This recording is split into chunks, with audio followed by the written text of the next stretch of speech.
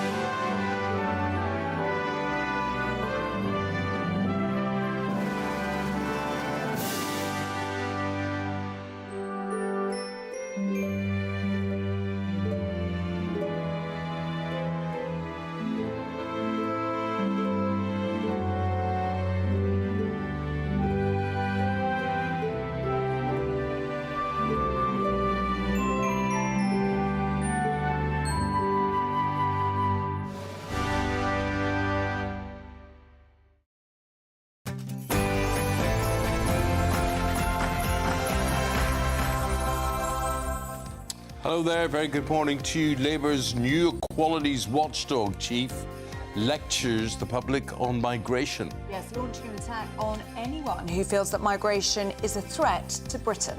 After a weekend that saw more small boats arrive in the country than any other day this month, is Labour's tough rhetoric on migration all bark and no bite? Elsewhere, the Health Secretary, Wes Streeting, breaks rank to call for Britain to rejoin the customs union. The government signed up a social media ban for under-16s, just like Australia. Australia became the first country to introduce the policy. Is the NHS on the brink? Wes Streeting admits he is deeply worried about the health services recovery as the resident doctors' strike ends at 7 o'clock this morning. Festive favourites like A Christmas Carol now come with trigger warnings, OK? Because they're going to warn you there's themes, there's going to be like ghosts in this, and maybe even they're going to talk about death, and it's going to frighten the life out of a lot of people, apparently. I've got a trigger warning for Manchester United losing, so I hope you're ready for this one. Aston Villa firmly in the title race after beating Manchester United. after beating Manchester United yesterday. And also in the sport, in darts, if we can keep that going, the Iceman Gerwyn Price is knocked out of the World Championship by a Dutch forklift driver. And Sir Jeff Boycott calls for England coach Brendan McCullum's head after Bazball fails badly, losing the Ashes in record time. Hello there. It's going to be a settled start to the week, but join me for all the details as we head up towards Christmas and how the weather's going to pan out for the big day. Hello there, very good morning to you on this Monday morning. How's it going? Let us know. I'm Eamonn Holmes. I'm Ellie Costello, and this is GB News Breakfast.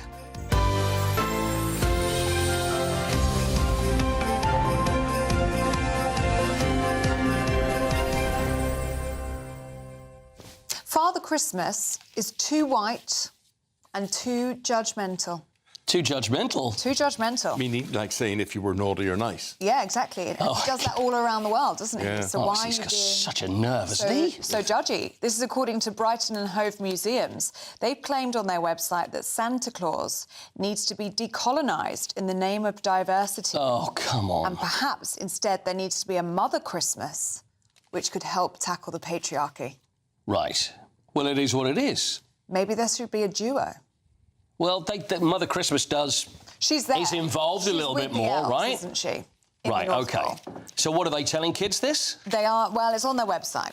OK. It also says the concept of a naughty list teaches people that the coloniser has the power to judge all people. Oh, yeah. Give me a break. There you There go. you are. They don't like the sound of Father Christmas. They don't like anybody in charge. They don't like anybody making decisions. They don't He just like... spreads joy and gives Do you know what they are? presents. They're on my naughty list. That's what they are. Yeah, I don't know. No, I don't Yes, that's a good idea. Yeah. Yeah. Thank you. How do you like that on the naughty list? Yeah, yeah, yeah. I think it's nice, just spreading a bit of joy. It's all Christmas about time. happiness and loveliness and everybody having a nice time. So- Someone has But to it's try and always ruin it. just assumes people are nice, and people aren't nice. Good to remember that. People, there are more naughty people than nice people. But this is the spirit of good tidings. Hold on, you think more people are naughty than nice? You think they... Yeah. But there are nice people, right? Oh, there were. Yeah. See, I think I still like to see the nice in everybody. I think there's more nice people than there are naughty do. people. I think there's a few bad eggs. There but are some bad generally, eggs. people are nice. I think so, yeah. I know how you feel about that. He calls me naive. Also, some good news for you. What? If you're on the South Coast this year, you could have a white Christmas. Oh, really? Yeah, it's going to be a flurry, apparently. Chance of snow on Christmas Day, but only on the south coast of England. Could be the first white Christmas in 2 years. So that's good. And also Scotland. But we did say, didn't we, the other day, that a white Christmas is a white Christmas, not just a I watched a piece of documentary snow. about the big freeze in 1962 over the weekend.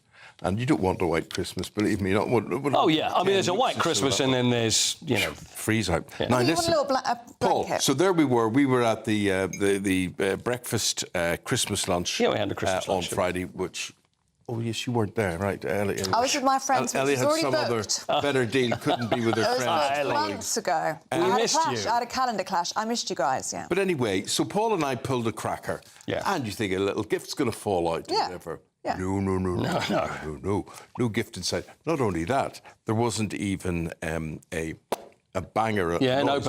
bang. We have removed the snap from this cracker to ensure it is completely recyclable. Yeah, no bangs. Who cares? Who cares? Why is somebody doing that? Then, my friend, instead of a gift, we get this, and I'm not going to. You wanted the joke, didn't you? You're looking for the joke. Yeah, I was looking for the that's joke. the best Yeah. part of the cracker. And then I got this, and I'm not going to name the charity because it might be discriminatory, but we are proud to support this charity as our chosen charity. Thank you. And it tells you what the charity is. Now, it's not even a charity about, well, depends, you know what it is. No joke. It's environmental. Can we say We're that looking for the much? joke. There's no joke. No bang, no joke. No bang and no No crackers then. And where's the joy of Christmas in that? I know. You say to me, people are nice. People are miserable. Yeah. They're absolutely miserable. And you're going to have a full news programme of 3.5 hours of a miserable government, miserable opposition talking about what the government are doing wrong, miserable leaders around the world. Oh, Eamonn, this isn't very Christmassy and festive. Am I watching The Grinch? What's going on? Yes. So, OK, right, you two sit there and just be in denial that it's a nice world. No, come on. You We're sit very there, close to you Christmas. live in your little make-believe world, and that's fine. But when you hear the news today, let's go to our top story, for instance. Tell us about the top story, Ellie. Oh, OK.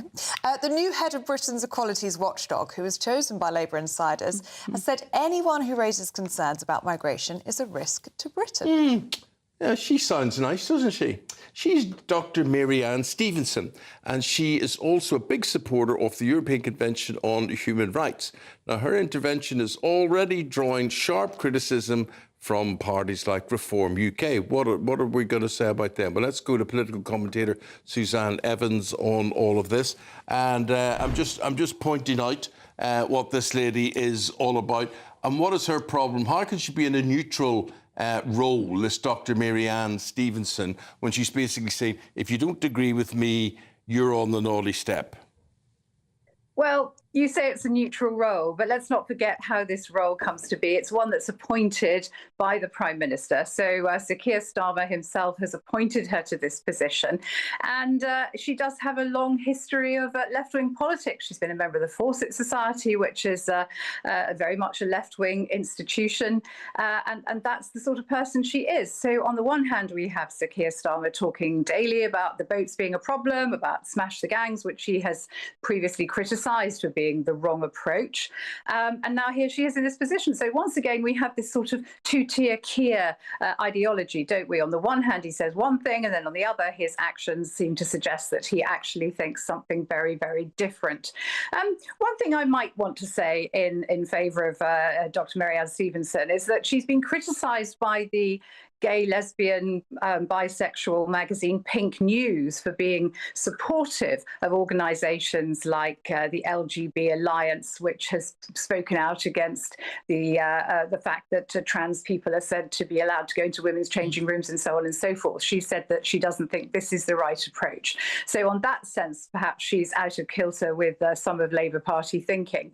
But certainly on migration, I think people are going to be absolutely astonished at what she said, as in this her first announcement since she got that appointment from the Prime Minister, because I think we can all see that a lot of us are very frightened about immigration and the way in which it's going, and to say that we're a danger to Britain as a result of that, I think is going to upset and alienate a huge amount of people. I think a huge amount of people. I think a lot of people watching this, and whether they're right or whether they're wrong, they are upset by immigration, and they're justly upset by immigration. And I think that Dr. Mary Ann has got to get that through her thick head, basically, has she not, Suzanne? I think the fact is, we turn on the news and every day now there is a story about a crime that has been committed by a so-called asylum seeker or some kind of migrant. And it's not wrong to be afraid about that. It's not wrong to feel that women and girls in particular are at a threat from men who come from cultures which quite clearly don't have the equality laws that we have, don't have the sex discrimination laws that we have, come from cultures who are, well, let's just put it mildly, not exactly accepting of the role of women and children, and they don't have the same kind of cultural views about them as we do. So it's certainly not wrong to be cautious about that. It's certainly not wrong to highlight it. It's certainly not wrong to point out the danger that undocumented young men coming to Britain on boats pose to women and girls. And many of us, I think any sensible, reasonable, right-thinking person recognises that danger. So I think that we're going to be gearing up for a little bit of a fight, maybe, with Dr. Mary Ann Stevenson over the next few weeks and months as she settles into her role. It'd be very interesting to see what she has to say next. Who else is she going to alienate? Because ultimately, this is a position, any quango really in Britain, is one where you want to take the people with you. And by making this statement and coming out so forcefully against something that is a major concern for the majority, let's be clear about that, the majority of people in this country, I'm not exactly sure she set herself off on the right foot. No. Well, she's also said that leaving the ECHR would be a mistake. She went as far to say that criticism of this is hostile politics, racist rhetoric and demonising language of the past. What do you make in terms of leaving the ECHR? Obviously now it's reform and Tory policy. Do you think it's the only way to actually tackle this issue, or do you think Labour are right when they're saying, actually, we can amend this to make it work for us? Well, personally, I think that's right. I mean, the problem that we've got is the way in which ECHR rules are being interpreted by lawyers and by judges. And ultimately, that is a subjective decision that could be changed. Other countries don't seem to have this problem of interpretation. Other countries who are members don't seem to be, for instance, allowing migrants to say because they'll lose. There was one famous case, wasn't there, that Theresa May highlighted that because he had a cat and it would be detrimental to his and the cat's well-being if he was deported. Ridiculous situations like that. So it is a matter of interpretation, and I think Parliament itself could do much more to tighten up the laws around this to make to give better guidelines to judges and to lawyers, and to also crack down on those so many immigration lawyers who are plying their trade. And we all see them in particularly in major towns and cities around the UK, making an absolute fortune fighting these appeals, asylum seeker appeals, and people are fed up with it because, of course, it's public money as well that is going into defending people who come here illegally, when I think most of us feel that they just should be sent back home and made to process a proper asylum claim from the country which they're in already, if they want to come to Britain. Suzanne, So yeah, it's wrong. She settled on a wrong foot. What about Keir Starmer? He's a man who loves to change his mind. He's a man who loves to say one thing and then do another, and as if this was his intention all along. We're talking about the social media ban in Australia for 16-year-olds and under, and now it appears he's let it be known that he's seriously considering implementing it here. That's after him saying on record there would be no chance of it happening to here. It wouldn't serve any purpose.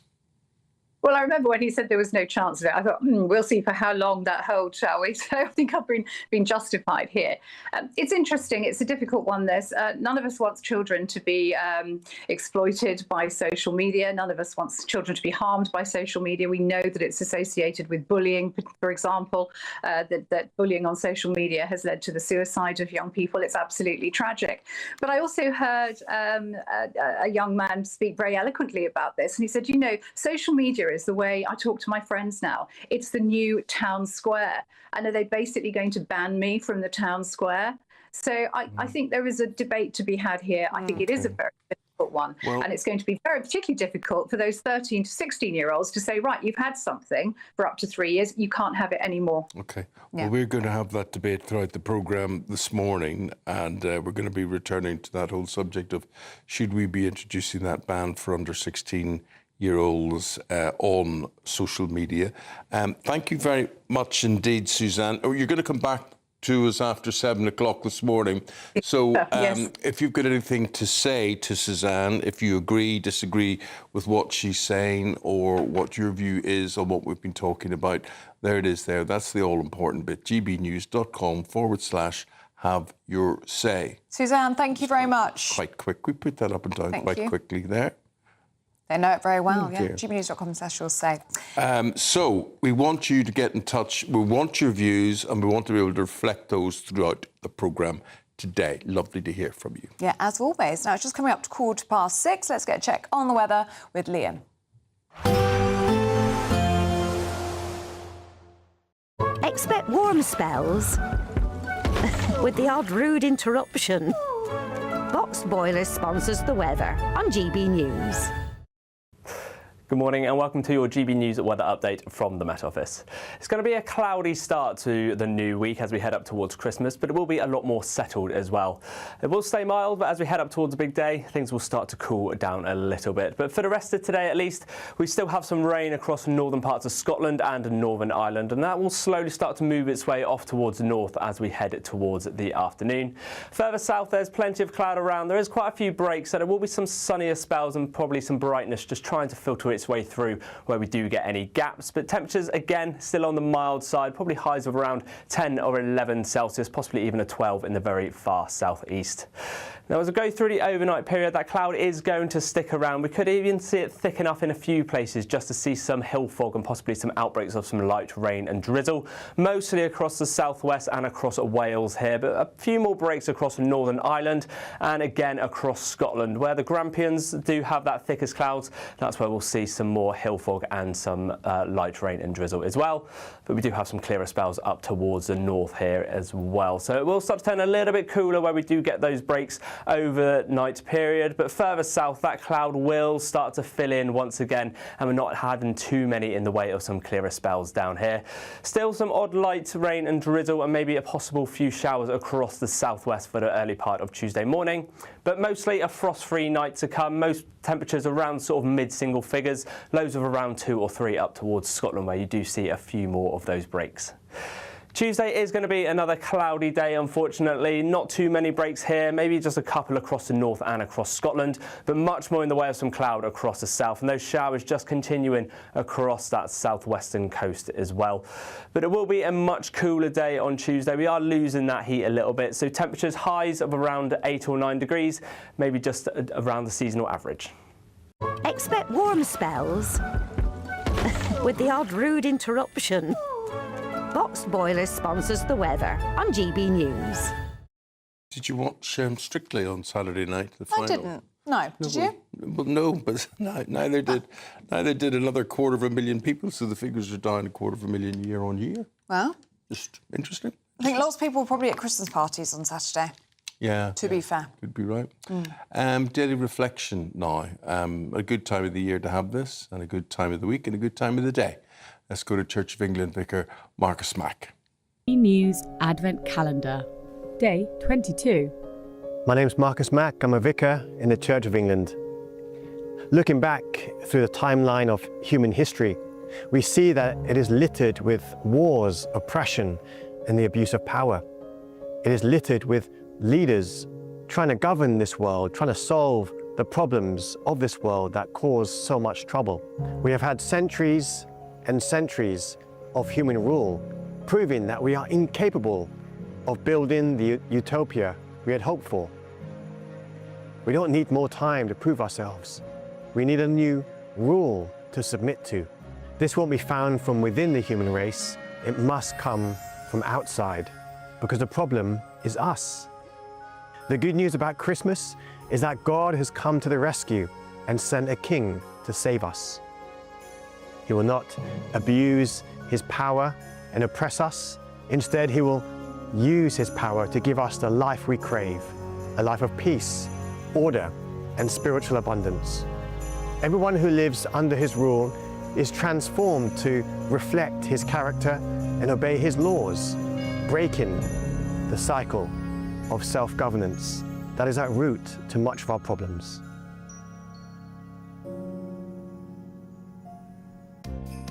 It's day 22 of the GB News Advent Calendar, which is really lovely, isn't it? This time of the morning, this time of the year, as you say. Should be. Lovely. Now, do stay with us. Still to come, the Prime Minister is said to be eyeing up a social media ban for under-16s. It's after a similar policy was launched in Australia earlier this month. We're going to be talking about that next on GB News Breakfast with Eamonn and Ellie.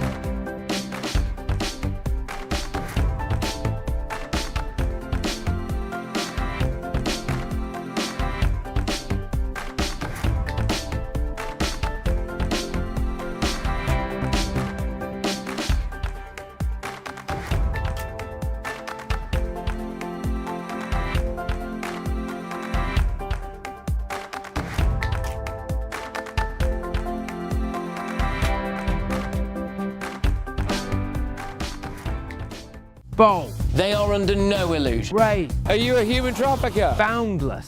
I've had enough of the nonsense, and I'm not afraid to say it. Don't get this on the BBC. Every weeknight, I tear through the headlines. The smell of gasoline. Should we be worried about it? From Westminster madness to cultural war chaos. I'm going to do now, they are throwing things out the car as we speak. Get ready, Britain. Here we go. Patrick Christie's tonight, weeknights from 9 p.m, only on GB News, Britain's news channel. This Christmas, we're inviting you to join the GB News family for an occasion filled with joy. A chance to come together and lift our voices and celebrate what truly brings us closer at this time of year. So whether you're with friends or family or simply in the spirits of the season, we would love to share this special night of carols with you. Carols by candlelight, Christmas Eve at 8 o'clock only on GB News, the People's Channel, Britain's news channel. Britain was once the envy of the world. But look around. A nation that no longer knows what it is or where it's going. A country that's broken. How do we fix Britain? How do we bring it back? Friday night with Matt Goodwin at 8 p.m. only on GB News.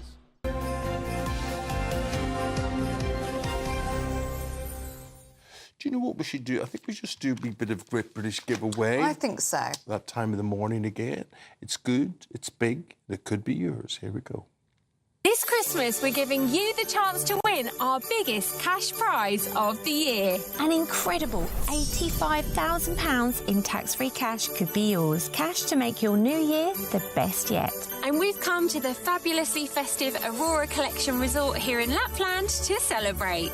Imagine what next year could look like for you with a whopping £85,000 in the bank. You could find yourself on the adventure of a lifetime or just safe in the knowledge that next year is on us. £85,000 of tax-free cash really could be yours. Go on, give it a go, and Merry Christmas! For another chance to win £85,000 cash, text cash to 63225. One entry costs £2.50 plus one standard network rate message. Or text bonus to 63225. 5 entries cost £5 plus one standard network rate message. Go to gbnews.com/win. Entries start at £2.50. Call 0903 686 3232. Calls cost £2.50 plus your network access charge. Or post your name and number to GB18 PO Box 8690 Derby DE1 9TT. UK only. Entrance must be 18 or over. Lines close at 4 p.m. on the 30th of January. The winner may be contacted live on GB News, week commencing the 9th of February 2026. Please check the closing time if listening or watching on demand. Good luck.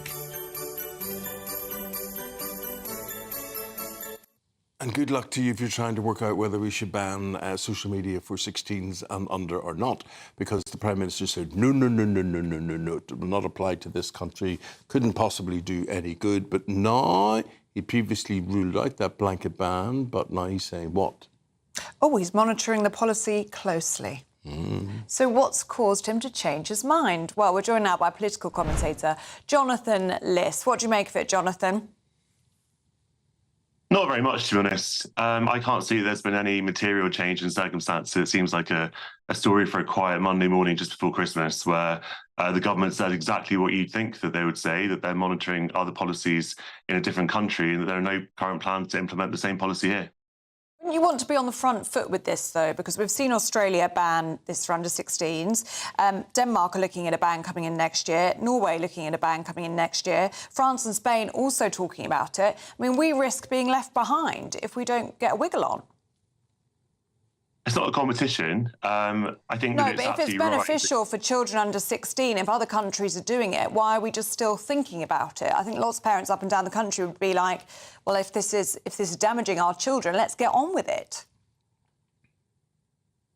Well, look, I think that when you have one country that has implemented a very, very radical and unprecedented policy, it makes absolutely no sense. There's no political advantage whatsoever, or any kind of advantage, in racing to copy that country before you have actually seen what the evidence of that policy is. We have the luxury now in not being a pioneer, because obviously if you're the first country to do something, you don't have any evidence of what other countries have found from that policy. We now have the luxury of seeing the guinea pig go forward, or the canary in the coal mine, not quite the canary in the coal mine, but the first person to do something, and then to see the evidence of how it works before we do something here. Social media is not going anywhere. It's going to be with us for a very long time. And a lot of people, including a lot of people who work in child safety, in the online world, in parents groups, are mindful this might not be the right policy going forward. I think it is not necessarily the right thing to do. Children will find a way around it. It forces children into persuades children to go into unregulated spaces. It now looks as though Starmer is saying this could well be the right thing to do. And the thing that annoys people about him is that he just goes with the ebb and flow. He's realised, people seem to be talking quite favourably about this. This Australian thing has got good PR. It's people seem to quite like this idea. So I better jump on board that bus. Eamonn, I don't think it's a bad idea if people wait and see how something actually works in the real world before they think about doing the same thing here. It would be a really huge step. We've already done, some very radical things in the last year of government, such as banning people born in 2009 from ever buying a cigarette, which is going to lead to a really bizarre situation in sort of 40 years' time, where 69-year-olds will have to ask their sort of 70-year-old mates to buy them some fags.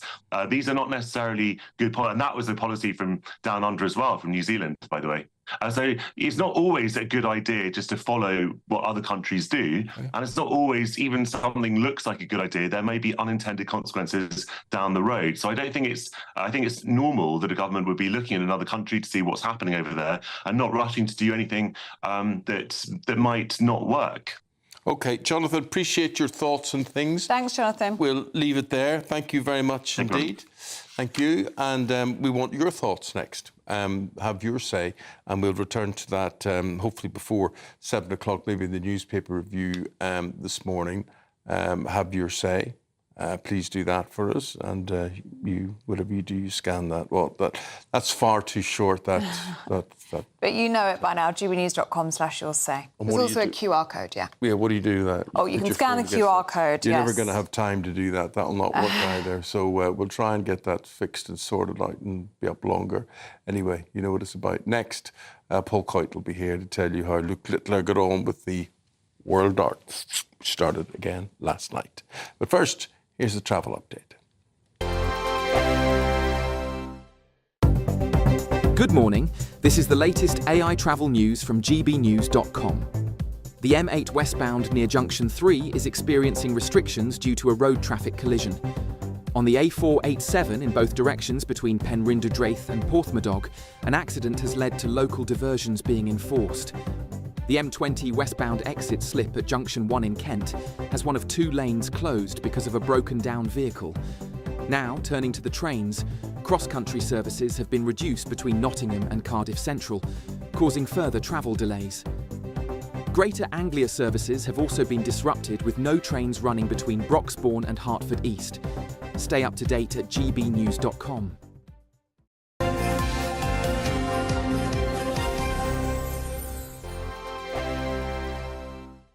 I'm Michelle Dewberry, this is Jubes & Co with you. Hello everyone, Patrick Christie is here. GB News, Britain's news channel. Access the stories that matter to you. Take the GB News family with you on any device. And as long as you have an internet connection, tune in to GB News anywhere on the planet or beyond. GB News, the People's Channel, Britain's news channel. From the school run to the home run, watch a new show for all of Britain. So he can say whatever he wants. A straight talking show where all voices are heard. And, you know, when are we going to stop talking about smashing the gangs and actually do it? With the stories that matter from every part of our country. There's a bit of a crash landing there for your Chancellor. Bold, fearless and standing up for you. That's me, Martin Daubney, 3 p.m. till 6 p.m, weekdays, here only on GB News. The People's Channel, Britain's news channel. Westminster's full of talk, but out here, it's the real world. Am I allowed to talk now? No, that's it. This is where it matters, real people and real lives. That's what politics is all about. The fact that Trump made a good start, no. Straight answers, no spin, and just a couple of pints. How many fingers have I got up? About 10. So join me for Lee Anderson's Real World every Friday at 7 p.m, only on GB News.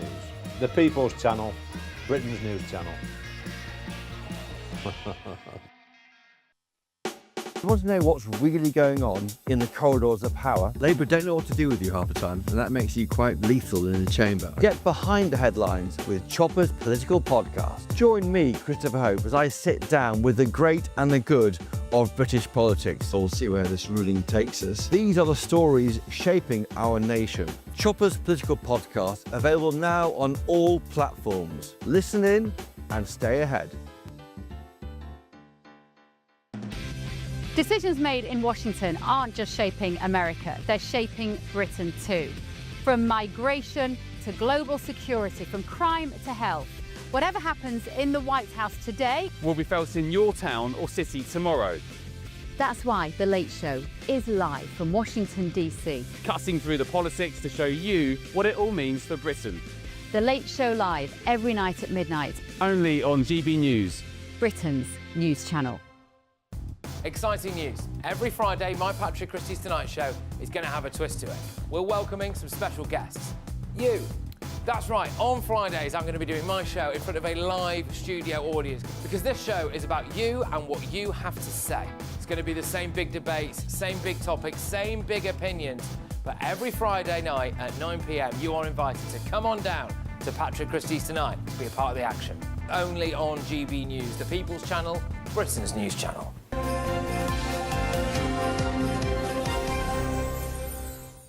Here's Paul, a lot to get through on the sports front, and well done Aston Villa. Up on Aston Villa, I tell you what. Third place? They're looking very tasty at the moment, Aston Villa. They really are. I was looking at the start that they had to the Premier League, because remember they had a bit of a wobbly start, Aston Villa. So first game they lost 3-0 at home to Crystal Palace, then they lost 1-0 at home to Brentford, 0-0 at Newcastle, they drew at Sunderland, drew at Everton, and you're thinking, God, what has happened to Aston Villa? You know, they looked so good last year, but now they've won 10 on the bounce in all competitions. It's their best run in the top flight since 1914, and there's Unai Emery. He is an excellent manager. He really is. And the thing is, when he came in, you know, they were in all sorts of trouble, and he has turned things around, and it just shows what a manager can do and also what great players can do, because you've got Morgan Rogers, who scored both goals yesterday. I mean, 23 years old. That kid is some player. So I think with the World Cup coming up, he's going to feature heavily in that. So Aston Villa then third on 36. Man City just above them by 1 point on 37, and then you've got Arsenal 39, and they're breathing down Arsenal's neck. And I think that... You think Arsenal may wobble? You know what? I was saying a couple of weeks ago, I didn't think so, but I'm now beginning to. Because the thing is, every Arsenal fan, and I don't believe there's any that are going, we're going to be absolutely fine, they're feeling a little bit nervous now. As you would. As you would. Bruno Fernandes going to be absolutely fine. He had to come off in that match, that Villa match yesterday for Man United, and he's integral to Man U. Your best player, I think. So, you don't want an injury like that. And Alexander Isak, we'll talk about him as well in an hour. And Liverpool, you know, he looks like he's broken his leg playing at Spurs. So 125 million quid, first goal, broken leg. So that's a bit of a disaster. One nice thing at the Villa match last night, though, was Ozzy Osbourne's grandson. Was a mascot. Yes, that was. And he was brought out, carried by the captain. He was only 2 or something. I know. So that was very sweet. Yeah, no, it was, I noticed that as well. I was looking, I was thinking, who is she? I recognise her. Kelly. And of course it was it was Kelly, wasn't it? Kelly She's a bit unrecognisable. She has changed a bit. She has changed a bit. My son was due to be a mascot at Manchester United, and the idea was to hold Ryan Giggs' hand and come out with 11 other people. So me and his mum sat there and we got the video camera out and everything all ready to tape him coming out, and I'm going, yeah, there's Ryan Giggs, but that's a girl with him. What's going on here? So what happened? Then I got a tap on the shoulder from a steward saying, this is your son here, he wants to be with you. Oh, bless him. Bless him, my backside. He was 16 at the time, that's why, right? Yeah. And he'd rather sit with you. That's nice. No, he cried downstairs. The noise got to him. And how old was he then? Oh, he was about 7 or 8 or something like that. Oh, bless. See, my son did it as well, and his knees were knocking. He was so nervous. Yes. Yeah, and he went out. Asking me ever since, and he says, "Dad, could I be the mascot for Man United again? Do you think?" And I went, "No." You had your chance. I had your chance, missed it. That's it. That's it. No. Tough love, eh, Eamonn? Tough love. Yeah. There you go. Right, the darts. Good news and bad news. Bad news for who? Gerwyn Price. Right. Gezi is out. Beaten 3-0 by Dutchman Wesley Placer. You've got to have a look at Wesley, I'll tell you what. I think he could be in a Bond film, quite frankly. I think we've got a picture of... Well, that's a great picture of Gerwyn Price. They're throwing the dart. Look where the dart's going. Look at that. It's got a strange angle. Look at that. Look at the speed that he was going. So Wesley Placer, who is from the Netherlands, and... I think there he is. Whoa. I tell you, he's a big fella. He's like the darts players of old. But he did a great job, beat Gerwyn Price, who said he was going to win the world title. And as soon as he said that, he got beaten. Luke Littler, world #1, straight sets victory over David Davis. And there was a bit of argy-bargy as well in the darts yesterday. Joe Cullen was knocked out by Austrian Mensur Suljovic. And Cullen called Suljovic a cheat. And I don't know how you can cheat in darts, but he says the play was so slow that he just kept taking his time, and he said, if that's darts, I don't want any part of it. But Suljovic is now going to play Luke Littler next. So Thanks, that'll Paul. be the end of it. We'll update things again after 7 o'clock this morning. Pretty. For the moment, thank you very much indeed. Shoplifting, apparently they get away with it big time. Mike Parry, Scarlett Maguire, telling you more next.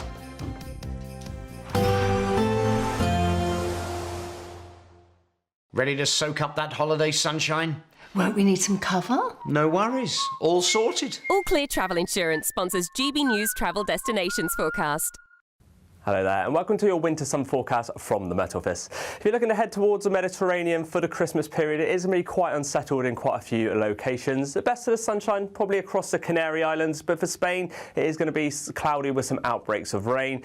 And for Western Italy, we will have some thundery showers, and that band of showers will continually push its way towards Greece as you head through the week.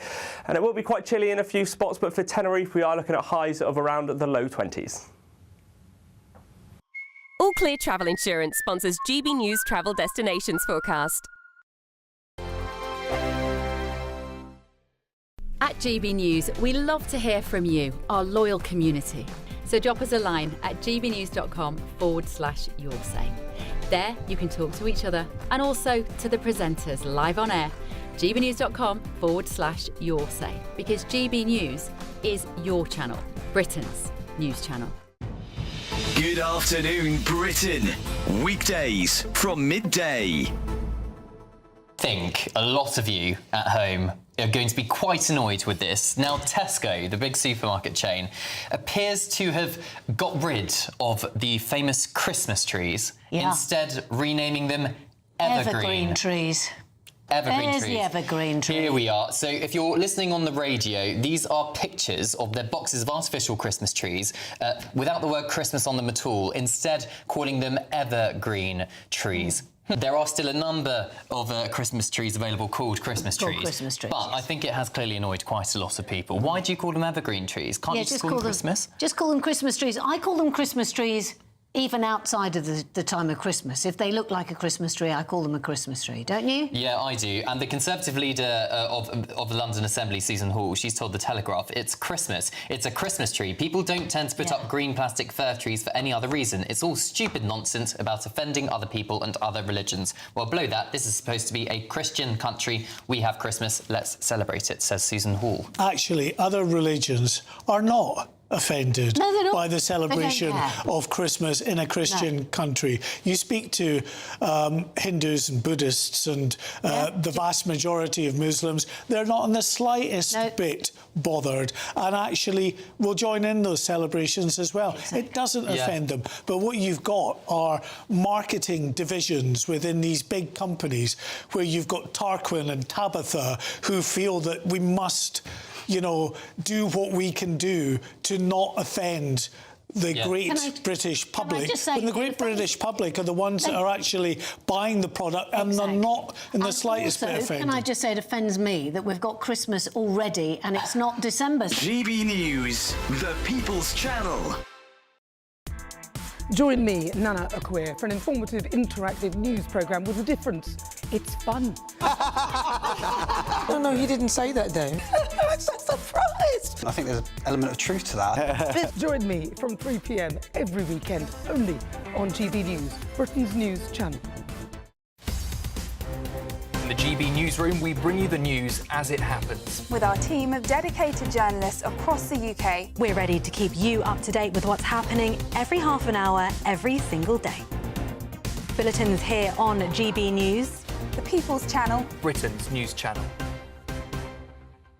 This Christmas, we're inviting you to join the GB News family for an occasion filled with joy. A chance to come together and lift our voices and celebrate what truly brings us closer at this time of year. So whether you're with friends or family or simply in the spirits of the season, we would love to share this special night of carols with you. Carols by candlelight, Christmas Eve at 8 o'clock only on GB News, the People's Channel, Britain's news channel.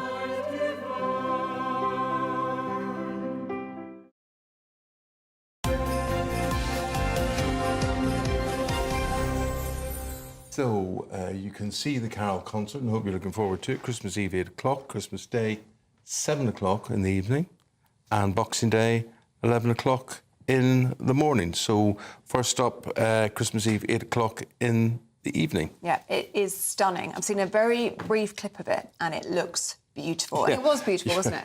You won't have realised looking at the trailer, but I was there. He was on the front row. Yeah. He was. And he even I just didn't feature in the advertisement for it, but however. They've got to hold some things back, haven't they? Yeah. But we both did a reading as well. Bernard's been in touch saying, I'm looking forward to the GB News Carol concert programme on Christmas Eve. Good man, Bernard. Very good, Bernard. We've got Mike Parry and we've got Scarlett Maguire here in the studio. Lovely to see you both on this Monday morning. We're going to start talking about this Dr. Marianne Stevenson. And Mike, so she's the new head of the Equalities Watchdog. She's come out very, well, I don't know how you would describe it, but she's maybe said too much. Well, I've seen exactly what she said, and I'm sorry, I don't know the lady myself, but I think she must be deluded.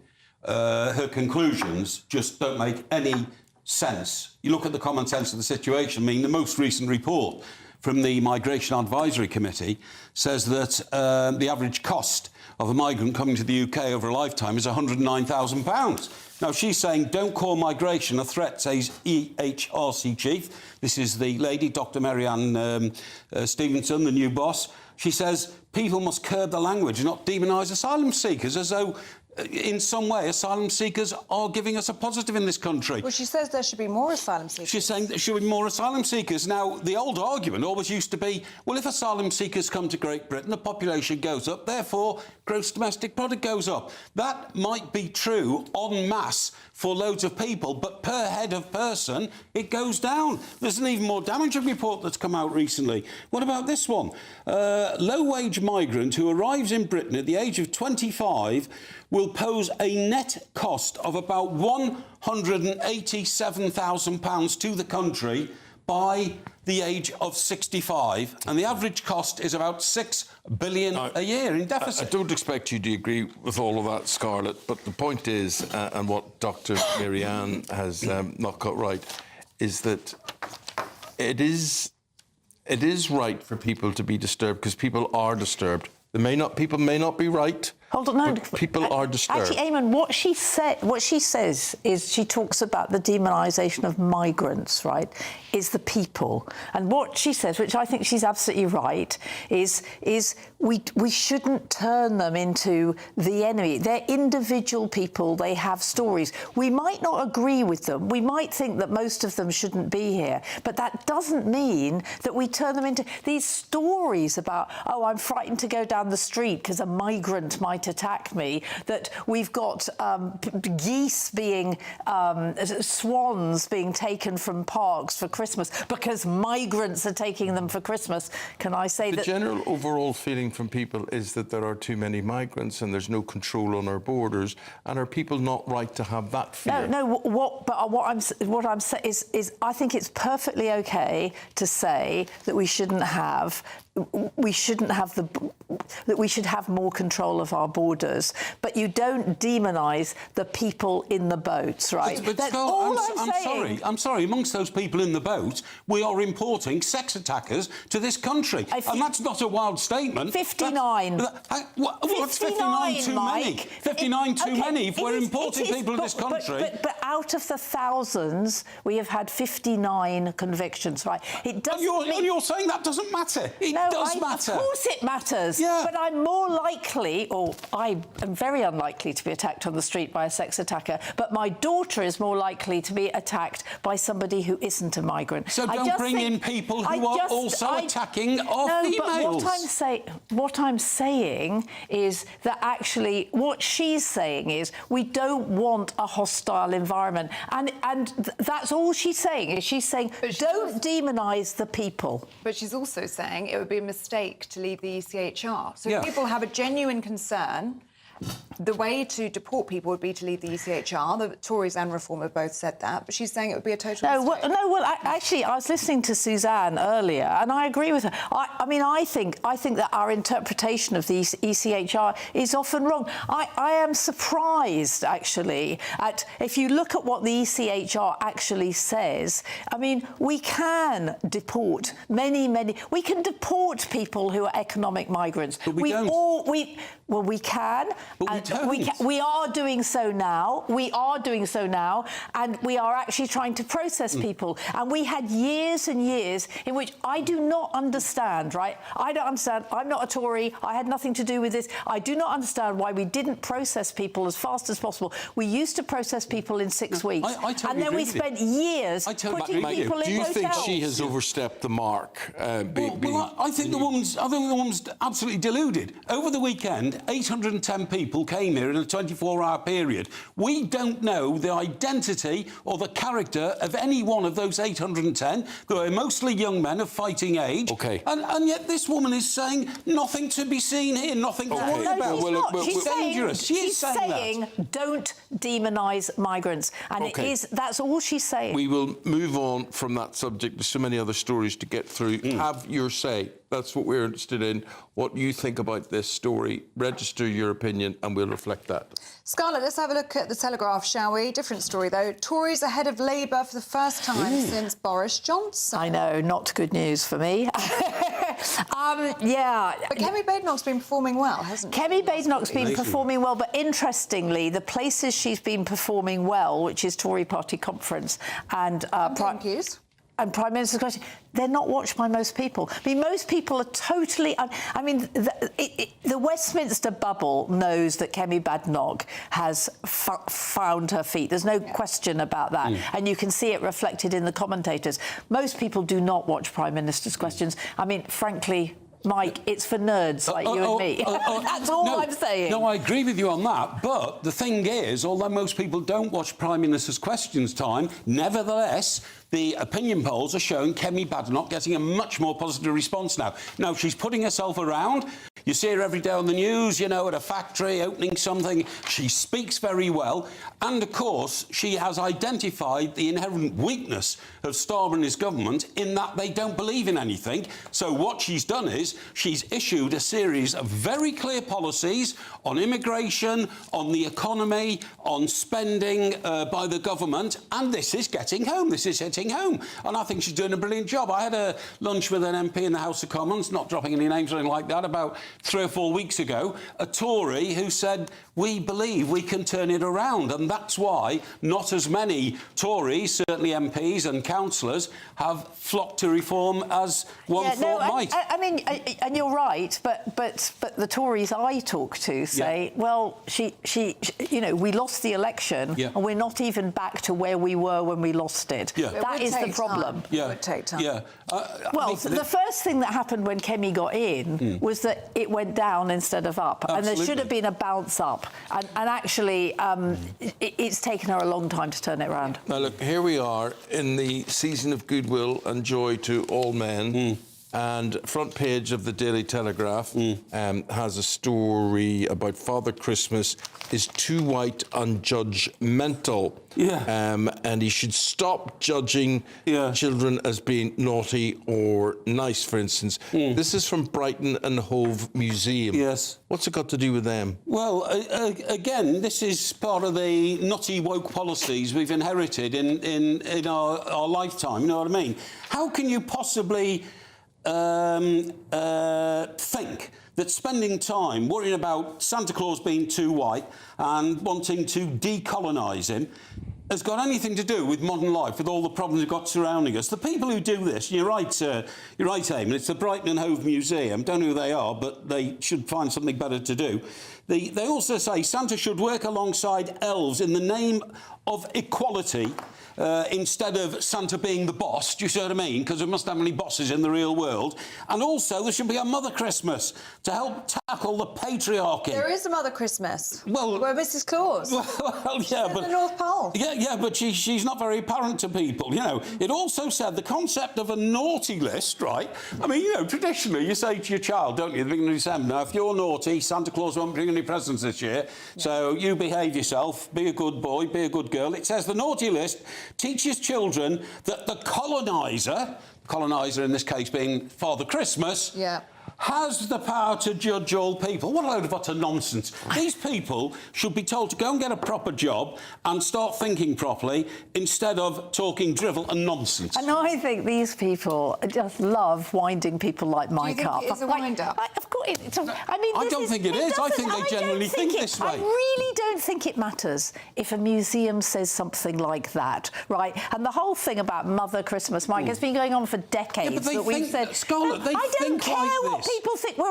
We live in a country, Mike. We live in a country of free speech and tolerance. People like you are always talking about free speech, and then when somebody says something you disagree with, you get really, really angry. I don't. Just leave them alone. It really doesn't matter. It does matter. It's not going to affect anybody. And I have the free speech right to say I think it's drivel and nonsense, and I don't want this rubbish put into the minds of young children in this country. That's fine, but I actually think that we should all be allowed to discuss what we want, and if that's what they think, that's fine. I don't think it does anybody any harm. Use of money though, Scarlett? I mean, £900,000 of taxpayer cash to this group. To come to that conclusion. No, not to come to that conclusion, to run a museum, right? To run a museum, and they put one paragraph on their website, and it's got the masses and masses of publicity, and I bet you a lot of people in Brighton and Hove will be going there and paying their money to go. So I think it's fine. And I just think, you know, we are allowed to say things that annoy Mike. I agree, but it's still a museum. Well, look, I'm going to say something that a lot of people don't agree with these days, and that is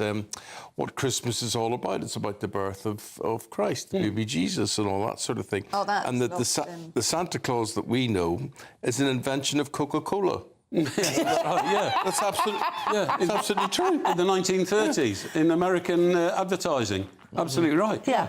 But nevertheless, has become a traditional figure who climbs down the chimney. And when I was a child... He will be here on Christmas Eve. He'll be here on Christmas Eve. When I was a child, the greatest thing we did before we went to bed was leave a carrot, a mince pie and a glass of sherry, and somebody in the night had bitten half the carrot.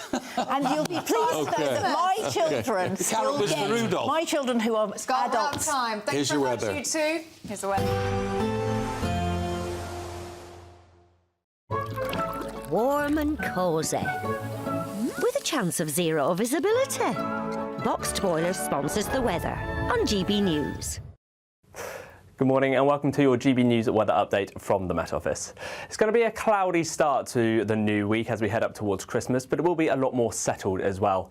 It will stay mild, but as we head up towards the big day, things will start to cool down a little bit. But for the rest of today at least, we still have some rain across northern parts of Scotland and Northern Ireland, and that will slowly start to move its way off towards the north as we head towards the afternoon. Further south, there's plenty of cloud around. There is quite a few breaks, so there will be some sunnier spells and probably some brightness just trying to filter its way through where we do get any gaps. But temperatures again still on the mild side, probably highs of around 10 or 11 Celsius, possibly even a 12 in the very far southeast. Now as we go through the overnight period, that cloud is going to stick around. We could even see it thick enough in a few places just to see some hill fog and possibly some outbreaks of some light rain and drizzle, mostly across the southwest and across Wales here, but a few more breaks across Northern Ireland and again across Scotland, where the Grampians do have that thickest clouds. That's where we'll see some more hill fog and some light rain and drizzle as well. But we do have some clearer spells up towards the north here as well. So it will start to turn a little bit cooler where we do get those breaks overnight period, but further south that cloud will start to fill in once again, and we're not having too many in the way of some clearer spells down here. Still some odd light rain and drizzle and maybe a possible few showers across the southwest for the early part of Tuesday morning, but mostly a frost-free night to come. Most temperatures around sort of mid-single figures, lows of around 2 or 3 up towards Scotland where you do see a few more of those breaks. Tuesday is going to be another cloudy day, unfortunately. Not too many breaks here, maybe just a couple across the north and across Scotland, but much more in the way of some cloud across the south, and those showers just continuing across that southwestern coast as well. But it will be a much cooler day on Tuesday. We are losing that heat a little bit, so temperatures highs of around 8 or 9 degrees, maybe just around the seasonal average. Warm and cosy, with a chance of zero visibility. Boxed Boilers sponsors the weather on GB News. Thank you, Britain, for our more than 2 million YouTube subscribers and more than 2 billion views. That is Britain watching, sharing and making its voice heard louder than ever before. Good morning, this is the latest AI travel news from gbnews.com. An incident on the M8 westbound between junctions 26 and 27 has resulted in the closure of lane 3 due to a collision, causing delays. In Wales, a serious accident on the A487 between Penrhyn Dewdreth and Porthmadog necessitates local diversions to manage traffic effectively. Meanwhile, on the A12 northbound in Suffolk, expect considerable delays from a collision between junctions 31 and 32A, with multiple lanes closed to motorists. For rail travellers, cross-country services between Nottingham and Cardiff Central are experiencing reductions, leading to travel disruptions. For more travel news, go to gbnews.com. This Christmas, we're giving you the chance to win our biggest cash prize of the year. An incredible £85,000 in tax-free cash could be yours. And we've come to the fabulously festive Aurora Collection Resort here in Lapland to celebrate. £85,000 of tax-free cash really could be yours. For another chance to win £85,000 cash, text cash to 63225. One entry costs £2.50 plus one standard network rate message. Or text bonus to 63225. 5 entries cost £5 plus one standard network rate message. Go to gbnews.com/win. Entries start at £2.50. Call 0903 686 3232. Calls cost £2.50 plus your network access charge. Or post your name and number to GB18 PO Box 8690 Derby DE1 9TT. UK only. Entrance must be 18 or over. Lines close at 4 p.m. on the 30th of January. Please check the closing time if listening or watching on demand. Good luck. Britain was once the envy of the world. But look around. A nation that no longer knows what it is or where it's going. A country that's broken. How do we fix Britain? How do we bring it back? Friday night with Matt Goodwin at 8 p.m. only on GB News. No matter the state it's in, this is our nation. Join me, Jacob Rees-Mogg, for a genuine, honest discussion on where we have been, where we are going, and where we are with the people who set the direction. Tune in to State of the Nation every Monday to Thursday, 8 to 9 o'clock. Only on GB News. Britain deserves a newsroom that puts the facts and your voice first. Well, and that's what you get on GB News. Lively debates, lively conversation. And we're not afraid to hold power to account. And each other. So join me, Andrew Pierce. And me, Miriam Gates, for Britain's Newsroom, weekdays from 9:30 on GB News.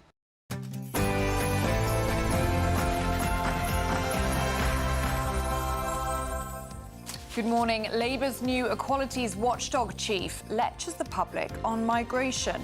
Launching an attack on anyone who feels migration is a threat to Britain. And we've been talking about this all morning. Your reactions shortly. Well, her comments come after a weekend that saw more small boat arrivals than any other day this month. We're asking this morning, is Labour's tough rhetoric on migration all bark and no bite? Well, Australian Health Secretary breaks rank to call for Britain to rejoin the customs union with Europe. The government is eyeing up a social media ban for under 16s. It's after Australia became the first country to introduce the policy. Is the NHS on the brink? West Australia admits he is deeply worried about the health services recovery as the resident doctor strike ends right now. Animal welfare crackdown. New government proposals are set to target trail hunting and puppy farming. A leading GP is telling us how festive food trends are changing thanks to weight loss drugs. Festive favourites like A Christmas Carol are now coming with trigger warnings for themes like ghosts and death. We're going to be debating This Is Too Extreme in about 20 minutes' time. And in sport, Aston Villa firmly in the title race now after beating Manchester United with their 10th win on the bounce. In darts, the Iceman Gerwyn Price is knocked out of the World Championships by a Dutch forklift driver. And Sir Geoff Boycott calls for England coach Brendan McCullum's head after Bazball fails badly, losing the Ashes in record time. Hello there. It's going to be a settled start to the week, but join me for all the details as we head up towards Christmas and how the weather's going to pan out for the big day. Hello there, very good morning to you. Just gone 7 o'clock. I'm Eamonn Holmes. I'm Ellie Costello and this is GB News Breakfast.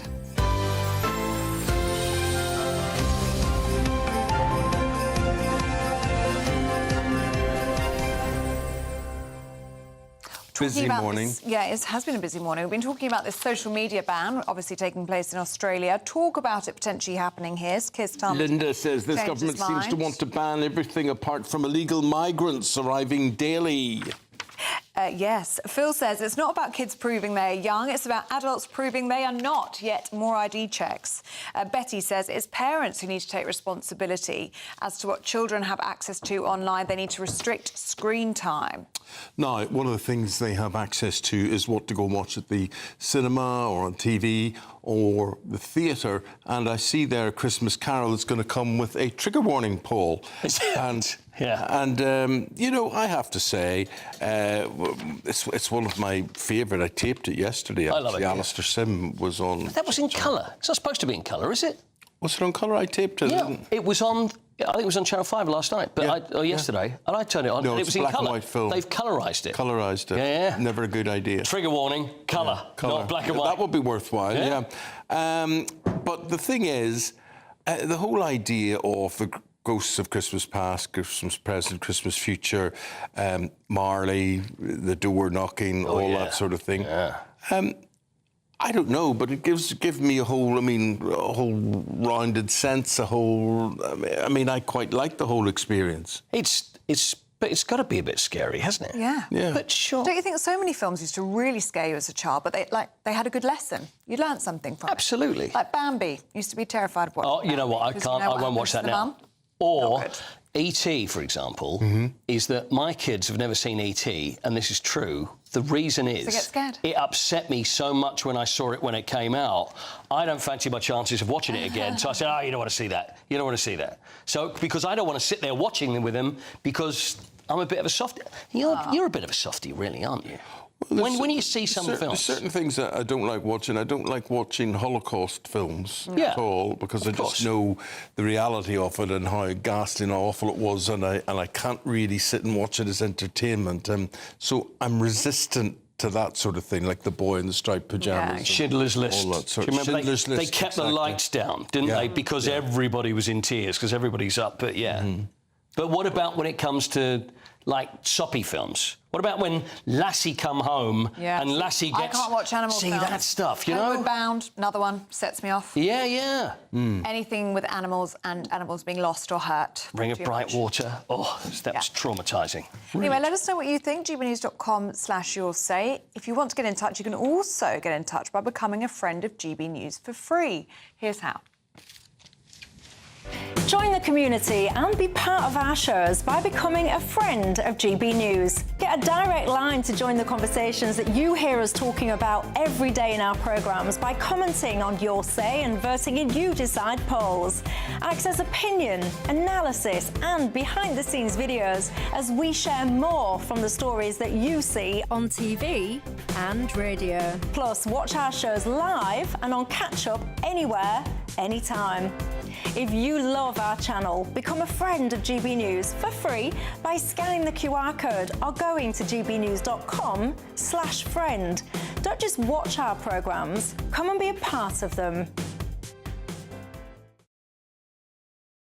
Now, that doctor strike just finished 5 minutes ago, and the Health Secretary, Wes Streeting, is saying the NHS faces serious delays following that strike. Well, it began last Wednesday at 7 o'clock after the British Medical Association rejected the government's offer, and there's warning that more strikes could take place next year. Let's go to GB News' health editor, Lucy Johnson, for her take on this. Lucy, the Health Secretary seems to think the strike did a lot of damage. What's the evidence? What do you think? Well, this is the 14th strike action by junior doctors, or resident doctors as they're now called, since 2023. It's a very bitter dispute and there's a lot of fighting talk on both sides. Those strikes have led already to 1.7 million cancelled operations or procedures. And as we have 7.4 million nearly people on the waiting list, this is a huge blow to the NHS at a time when it is at its busiest, with flu cases at record highs for the time of year. There is no sign of it abating. Wes Streeting is saying that he's determined to get round the table and have more talks. But the BMA, the British Medical Association, which is the union, it's not looking after patients, is saying that it needs another 20% uplift in pay, even though it's had almost 30% uplift since the strikes began. So it is a very difficult time. We don't know the data for the latest round of strikes for how many procedures have been cancelled, but hospital managers were telling me yesterday that it's a difficult time of year because they're trying to get patients home for Christmas, and that many diagnostics had to be stopped, so many patients may have to come in for Christmas that may not otherwise have done so. So it's a difficult time, and there's talk that the Conciliation Service, ACAS, has offered to step in because despite, strikes are almost becoming normalised now, some people are saying, despite, these years of strikes and, 14 of them, there doesn't seem to be any sign that each side is backing down. Well, it's difficult to see how this can be fixed when Wes Streeting is saying there's no more money left in the public purse to give money to the resident doctors. Resident doctors are saying, well, we're not going to accept any offer that doesn't involve more money. So we're talking now about reballoting, the BMA reballoting in January, and looking at another 6 months of this. How is this eventually going to come to an end? And in the meantime, they are losing public support because, as you say, 14 strikes since 2023. And interestingly, in fact, a recent YouGov poll has shown that support from the public that they did have has completely slipped. And now nearly 60% of people are against the doctors. Many of them believe the doctors have enough money or too much money. In fact, with out of hours, they start on about 50,000, including their overtime. And they are guaranteed, If this doesn't change, if there isn't some initiative from the government, our whole health setup is going to change beyond recognition. Already at the moment, 79% of all doctors trained in Nigeria work here. They work here in this country. Now, that takes medical help away from Nigeria, first of all, and it completely unbalances our situation. But it's not right that the government can turn to cheaper options like Nigeria, and we have to do something. We have to show these doctors they're appreciated, because we will miss them when they're gone. Well, to be fair, the doctor, Wes Streeting, has said that he will prioritise British doctors in placements, and he has offered 4,000 new training posts for what he says will be for doctors here from the UK. And there has always been an exodus of doctors abroad. And I looked at the figures yesterday, and it's gone up a little bit, but not too much. So they often come back because of family reasons. There doesn't seem to be any massive change in that, although the BMA has become, some people say, very militant about their demands for more money. And of course, other health workers, if they do get an uplift of 20%, which is what they're asking for, other health workers may just do the same, or other public health people may here's just what they should do. We should pay for the training of doctors in this country, and then we attach them to the health service for 6 years, 7 years, whatever it happens to be. Years. We try and work out some sort of system, because this is going nowhere. Lucy, we've got to leave it there. She is GB News' health editor. Pleasure talking to you. Thank you very much indeed. Thanks, Lucy. Now, at 11 minutes past 7, the new head of Britain's equalities watchdog, who was chosen by Labour insiders, has said that anyone who raises concerns about migration is a risk to Britain. There she is. Her name is Dr. Mary Ann Stevenson, and she's also an ardent supporter of the European Convention on Human Rights. Well, her intervention is already drawing sharp criticism from Reform UK, with Nigel Farage insisting the vast majority of the public agree with his party's plans to increase deportations. To discuss this now, we're joined by political commentator Suzanne Evans with all of this. Farage is not wrong, though, is he? No, absolutely not. I think most people are going to have that response when they hear this, frankly. We know now polling consistently shows that immigration is a major concern for people in this country, and for a majority of people in this country. But I have to say that this for Dr. Mary Ann Stevenson is very much true to form. Before the general election, she was campaigning, Keir Starmer trying to pressurise the Prime Minister, now Prime Minister, to say he shouldn't have his smash the gangs policy, he should abandon it, and that Britain should allow more asylum seekers into the country. And in fact, she went so far as to compare those who criticised refugees to peddling hostile politics, racist rhetoric, and the demonising language of the past. So this is not unusual for Dr. Stevenson. It is her first major intervention since she was appointed. As I say, it's not unusual. It's par for the course for her. And it does make you wonder why a prime minister who says he wants to smash the gangs and stop the votes actually appointed someone like this to this particular quango. But that's what he did. It was his on his say-so that she was appointed. Her comments on leaving the ECHR. Obviously, we know it's Reform and Tory policy now. They say it's the only way to tackle the issue. But this Dr. Mary Ann Stevenson says, no, it would be a mistake. Yep, she says human rights protect us all. The Human Rights Act protects us all, and it should stay. Some people will agree with her on that. Some people don't. I don't personally, and clearly Nigel Farage doesn't, and Kemi Badenoch doesn't either now. The Conservatives very much seem to have changed their tune on this. But I think most of us would think that even if we do stay in the ECHR, we could at least tighten up immigration rules. It is a matter of interpretation, the way in which the rules are interpreted. We seem to, in this country, have lawyers who are very keen to push asylum rights, judges who are very keen to allow even dangerous criminal people to stay in this country for reasons of their own human rights. And I think Parliament could do something to stop that. But yeah, as I said, again, absolutely typical for Dr. Stevenson. This is where she's coming from. You know, she's a left-wing economist. She's also spoken out about the need for more wealth taxes to fund net zero. This is very much her background. She is saying what she thinks, and what she thinks probably doesn't align with what the majority of us think. This is where we are. Is she supposed to say about what she thinks, or just carry out the job? Well, I suppose she takes the view that she's always been quite outspoken on these issues, and now she's been appointed to the job of this particular quango. So maybe she feels that because she said what she said, that's why she's got the job, and so she must carry on in the same vein. And also, you know, how do we know what conversations go on in private? As I say, Starmer has frequently said one thing and then done another, or he's changed his mind. You know, you're talking about the about children not being able to access social media. He said that wasn't going to happen. He's now changed his mind and said the government is looking into it. So he's been called two-tier here for having different opinions and treating people differently, and this doesn't seem to be any different. Suzanne, leave it there. Thank you very much indeed. Suzanne Evans, political commentator there.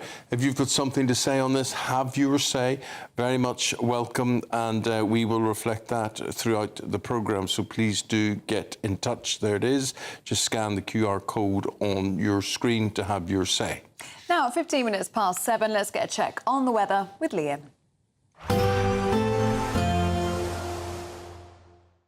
Expect warm spells with the odd rude interruption. Boxed Boilers sponsors the weather on GB News. Good morning and welcome to your GB News weather update from the Met Office. It's going to be a cloudy start to the new week as we head up towards Christmas, but it will be a lot more settled as well.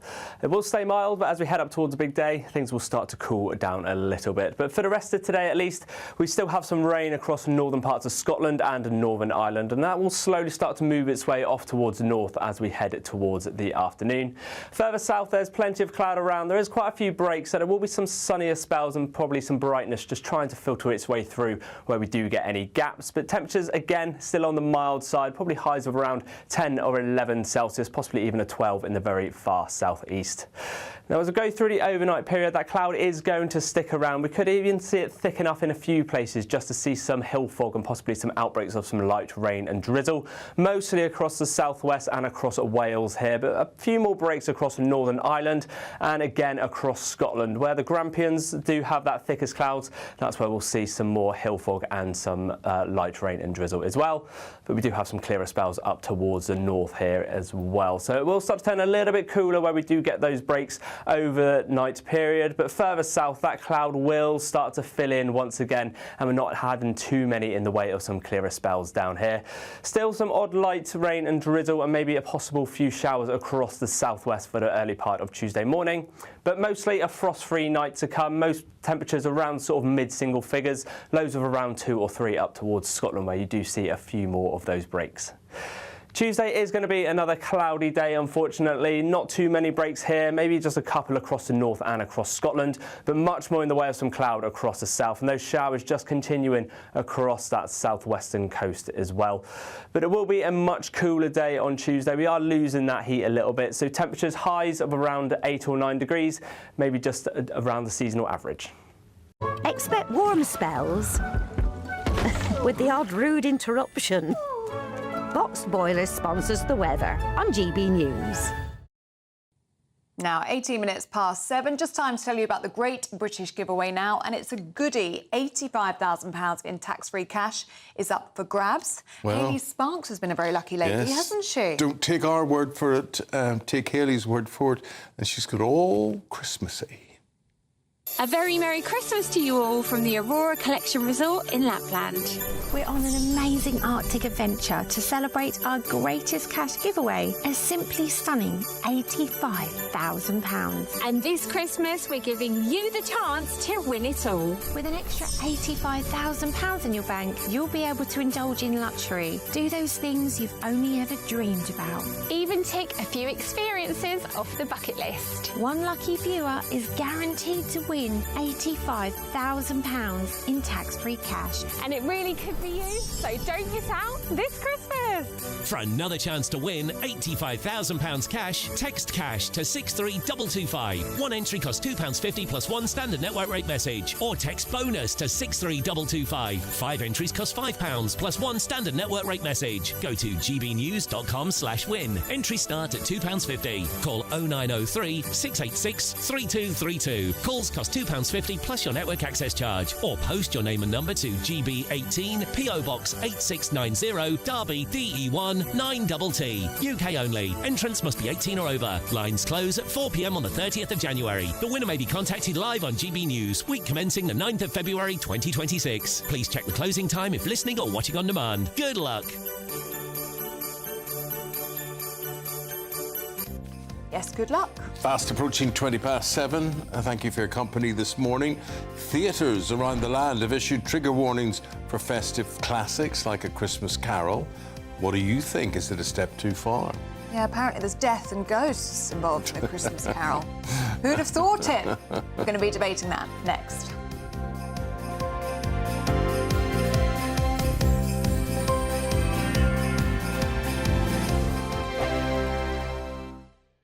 Bold. They are under no illusion. Ray. Are you a human trafficker? Boundless. I've had enough of the nonsense, and I'm not afraid to say it. Don't get this on the BBC. Every weeknight, I tear through the headlines. The smell of gasoline. Should we be worried about it? From Westminster madness to cultural war chaos. What we're going to do now is they are throwing things out the car as we speak. Get ready, Britain. Here we go. Patrick Christie's tonight, weeknights from 9 p.m. only on GB News, Britain's news channel. Hi, I'm Michelle Dewberry, and my show is your opportunity to cut through all the noise and dive in headfirst to some robust debates. Ideas clash. Situation, isn't it? Because the failure is... You're deliberately avoiding my point. Nothing's held back. And if you think this is the end of it, wait for more. And we do not shy away from the difficult stuff. Sometimes I want to shake people and say, if only you understood. So join me on Jubes & Co. weeknights at 6 p.m. only on GB News, Britain's news channel. You want to know what's really going on in the corridors of power? Labour don't know what to do with you half the time, and that makes you quite lethal in the chamber. Get behind the headlines with Chopper's Political Podcast. Join me, Christopher Hope, as I sit down with the great and the good of British politics. We'll see where this ruling takes us. These are the stories shaping our nation. Chopper's Political Podcast, available now on all platforms. Listen in and stay ahead. From the school run to the home run, watch a new show for all of Britain. He can say whatever he wants. A straight talking show where all voices are heard. And, you know, when are we going to stop talking about smashing the gangs and actually do it? With the stories that matter from every part of our country. There's a bit of a crash landing there for your Chancellor. Bold, fearless and standing up for you. That's me, Martin Daubney, 3 p.m. till 6 p.m. weekdays, here only on GB News. The People's Channel, Britain's news channel. Britain was once the envy of the world. But look around. A nation that no longer knows what it is or where it's going. A country that's broken. How do we fix Britain? How do we bring it back? Friday night with Matt Goodwin at 8 p.m. only on GB News. No matter the state it's in, this is our nation. Join me, Jacob Rees-Mogg, for a genuine, honest discussion on where we have been, where we are going, and where we are with the people who set the direction. Tune in to State of the Nation every Monday to Thursday, 8 to 9 o'clock. Only on GB News. Britain deserves a newsroom that puts the facts and your voice first. Well, and that's what you get on GB News. Lively debates, lively conversation. And we're not afraid to hold power to account. And each other. So join me, Andrew Pearce. And me, Miriam Gates, for Britain's Newsroom, weekdays from 9:30 on GB News.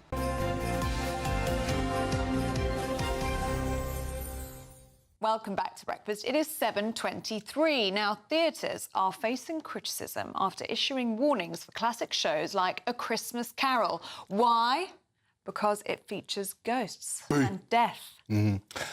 Well, could you take this? Do you need to be warned? Or sometimes I think this is about hyping the show. So saying, you'll be scared here. There's ghosts going to appear. But different people go, ooh, Maybe it makes you want to watch it. Well, we're joined now by social commentator Ryan Mark Parsons and head teacher at LVS Ascot, and my favourite teacher in the whole world, Christine Cunliffe there. Christine, very good to see you. Now, Christine, I'm surprised you are in favour with these trigger warnings, but you have to deal with today's youngsters. I don't. What's the difference? Why do they need to be warned? I think it's a little bit different to when we were young, because ghosts appearing on stage in theatres back then was a white sheet with 2 holes cut in it and a bit of woo going on, wasn't there? You know, it's a bit different now. There's lots of theatrics, literally, lots of special effects, and for young children particularly, I think just having that conversation, you know, before the children go in, going, there's going to be some ghosts, it's going to be amazing, it's going to be fantastic. And it might raise questions like, well, what are ghosts and why are they there? And, you know, it opens up the conversations to children. I think people take it with a pinch of salt. I think that people don't read the content warnings anyway. They've been there donkey's years. We're 20 years behind the US. There's no harm in it. It, as you say, it hypes up the tension, creates a bit of theatrics, and I think makes a good day out. Ryan, Mark, I bet you don't like the sound of this. No, not at all. And I don't think that's a surprise. I think it's utterly ridiculous that you need to have trigger warnings before classic stories like A Christmas Carol. This has been around since 1843, so that's over 180 years. The story's been around. It's a ghost story. There is no surprise that there's going to be ghosts. If your students or whoever's attending doesn't know that there are ghosts about to appear on stage as a part of the story, perhaps you're failing in your role as a teacher in educating them about a Charles Dickens classic. And I think what we risk is potentially sanitizing the themes that Dickens wrote about fear and death, and then suddenly you just get rid of these important stories that he wrote about included in the show. So I think it's totally unnecessary, and people need to get a grip. And I think it's at risk of also patronizing people as well if you take it too far.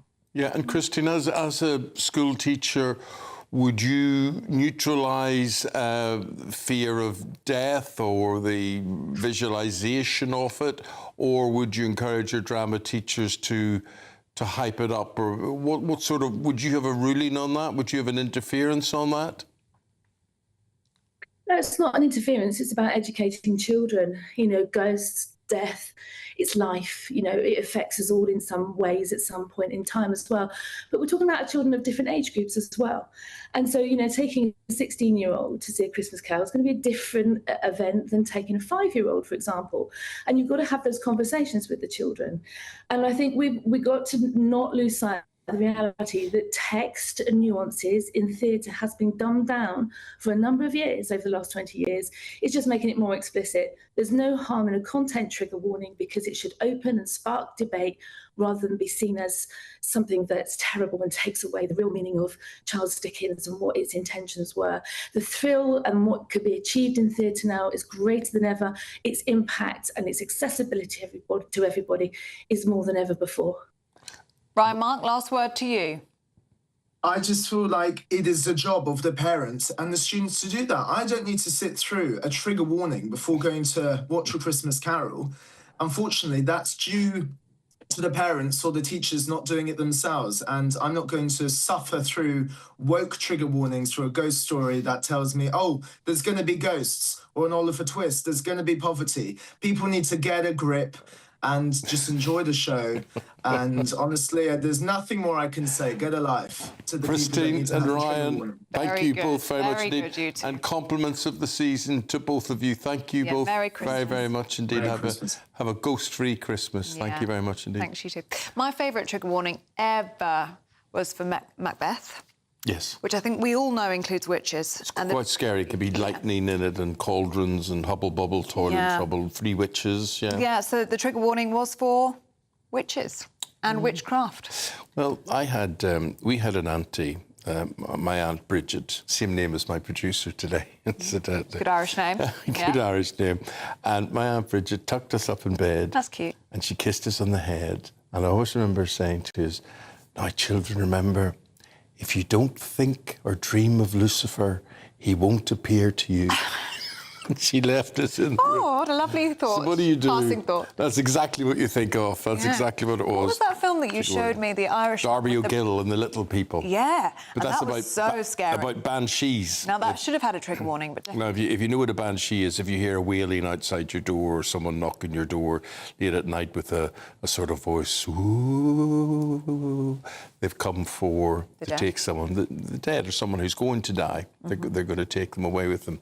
But the scariest, that's a Disney film. Yeah, and there were no trigger warnings on that. No, and Sean Connery played an Irishman in that, and that has got the most fantastic reproduction of a banshee. Yeah, so it's quite scary. I've shown it to her and did scare her. It did scare me, but anyway, I don't need a trigger warning. Coming up, Jeffrey Boycott. He can be scary. Is calling for England's cricket coach to get the sack. Paul Coyte will be discussing that next.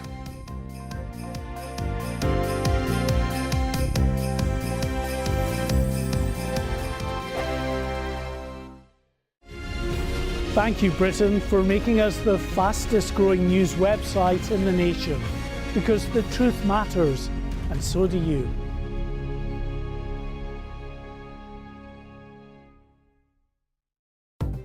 Good morning. This is the latest AI travel news from gbnews.com. Temporary traffic lights cause delays on the A9 at Thatcher due to roadworks. A serious incident on the A487 between Penrhyn Udraith and Porthmadog has diversions. In Cambridgeshire, the A1M southbound exit slip at junction 14 is closed due to a collision, expected to resume later. On the M20 westbound between junctions 3 and 2, one lane is closed after a collision, expected to clear soon. And on the trains, cross-country services between Nottingham and Cardiff Central are reduced, while no trains run between Liscard and Looe or to and from Newquay on Great Western Railway. For more travel news, go to gbnews.com. Exciting news. Every Friday, my Patrick Christie's Tonight Show is going to have a twist to it. We're welcoming some special guests. You. That's right, on Fridays I'm going to be doing my show in front of a live studio audience because this show is about you and what you have to say. It's going to be the same big debates, same big topics, same big opinions. But every Friday night at 9 p.m, you are invited to come on down to Patrick Christie's Tonight to be a part of the action. Only on GB News, the People's Channel, Britain's news channel. Hi, I'm Michelle Dewberry, and my show is your opportunity to cut through all the noise and dive in headfirst to some robust debates. Ideas clash. Situation, isn't it? Because the failure is... You're deliberately avoiding my point. Nothing's held back. And if you think this is the end of it, wait for more. And we do not shy away from the difficult stuff. Sometimes I want to shake people and say, if only you understood. So join me on Jubes & Co. weeknights at 6 p.m, only on GB News, Britain's news channel. This Christmas, we're inviting you to join the GB News family for an occasion filled with joy. A chance to come together and lift our voices and celebrate what truly brings us closer at this time of year. So whether you're with friends or family or simply in the spirits of the season, we would love to share this special night of carols with you. Carols by candlelight, Christmas Eve at 8 o'clock, only on GB News, the People's Channel, Britain's news channel.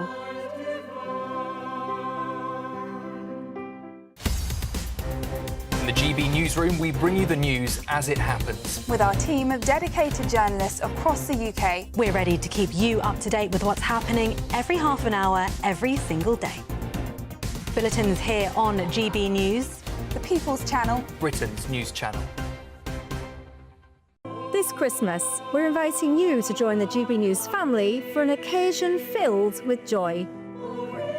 A chance to come together and lift our voices and celebrate what truly brings us closer at this time of year. So whether you're with friends or family or simply in the spirits of the season, we would love to share this special night of carols with you. Carols by candlelight, Christmas Eve at 8 o'clock, only on GB News, the People's Channel, Britain's news channel.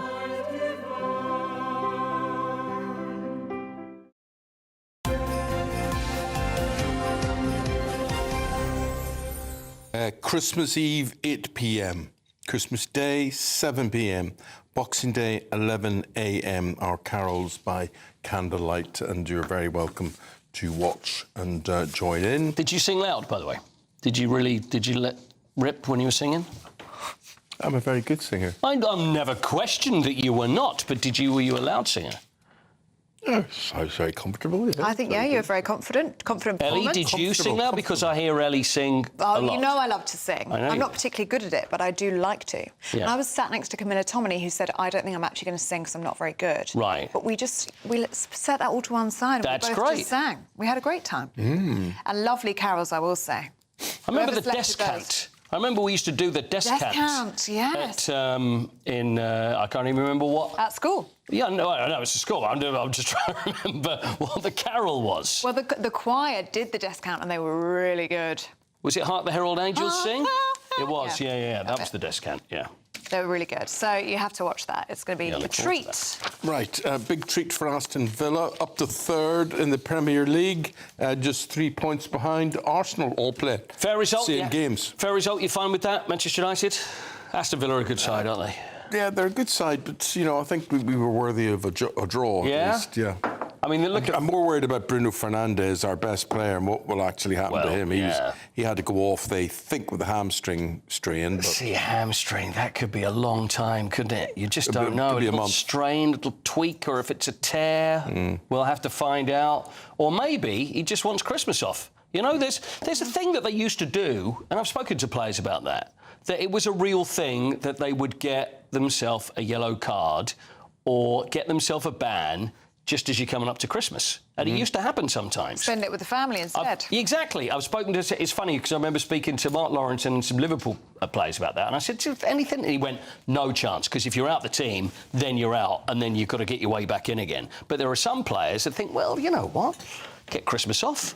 Don't want to do that. Some players don't like playing over Christmas. And then they're off at Easter as well. Exactly. So maybe Bruno, maybe I'm not being funny, but maybe Bruno pulled up and thought, you know what? It sounds... Nah, you are being funny. You know what? And he may be all right. Anyway, Aston Villa, best run in the top flight since 1914.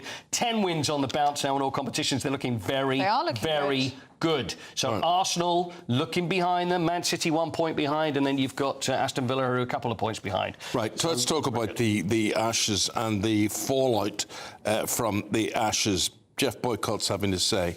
Yeah, I mean, he's going to talk about this, isn't he, Sir Geoffrey? So we've lost the Ashes 3-0 down. He's called for the end of... It's Bazball. Now, Bazball, the reason it's called Bazball, by the way, Brendan McCullum, who, that's his nickname, is Baz, and it's his way of playing cricket, which is this carefree, don't worry about it, just go and try and hit every ball, and don't worry about the consequences. But it started off very well, but then in Australia, people thought, is it really going to work because it's Australia? No, and it hasn't. And also the fact that there's not been enough preparation. Ian Botham was complaining about it before, saying they're not playing enough games beforehand. They're like, we'll be fine. But it's been a disaster. But where does that leave the captain, Ben Stokes, I think Ben Stokes will be OK, because he's such a great player. But it's the decisions that are being made.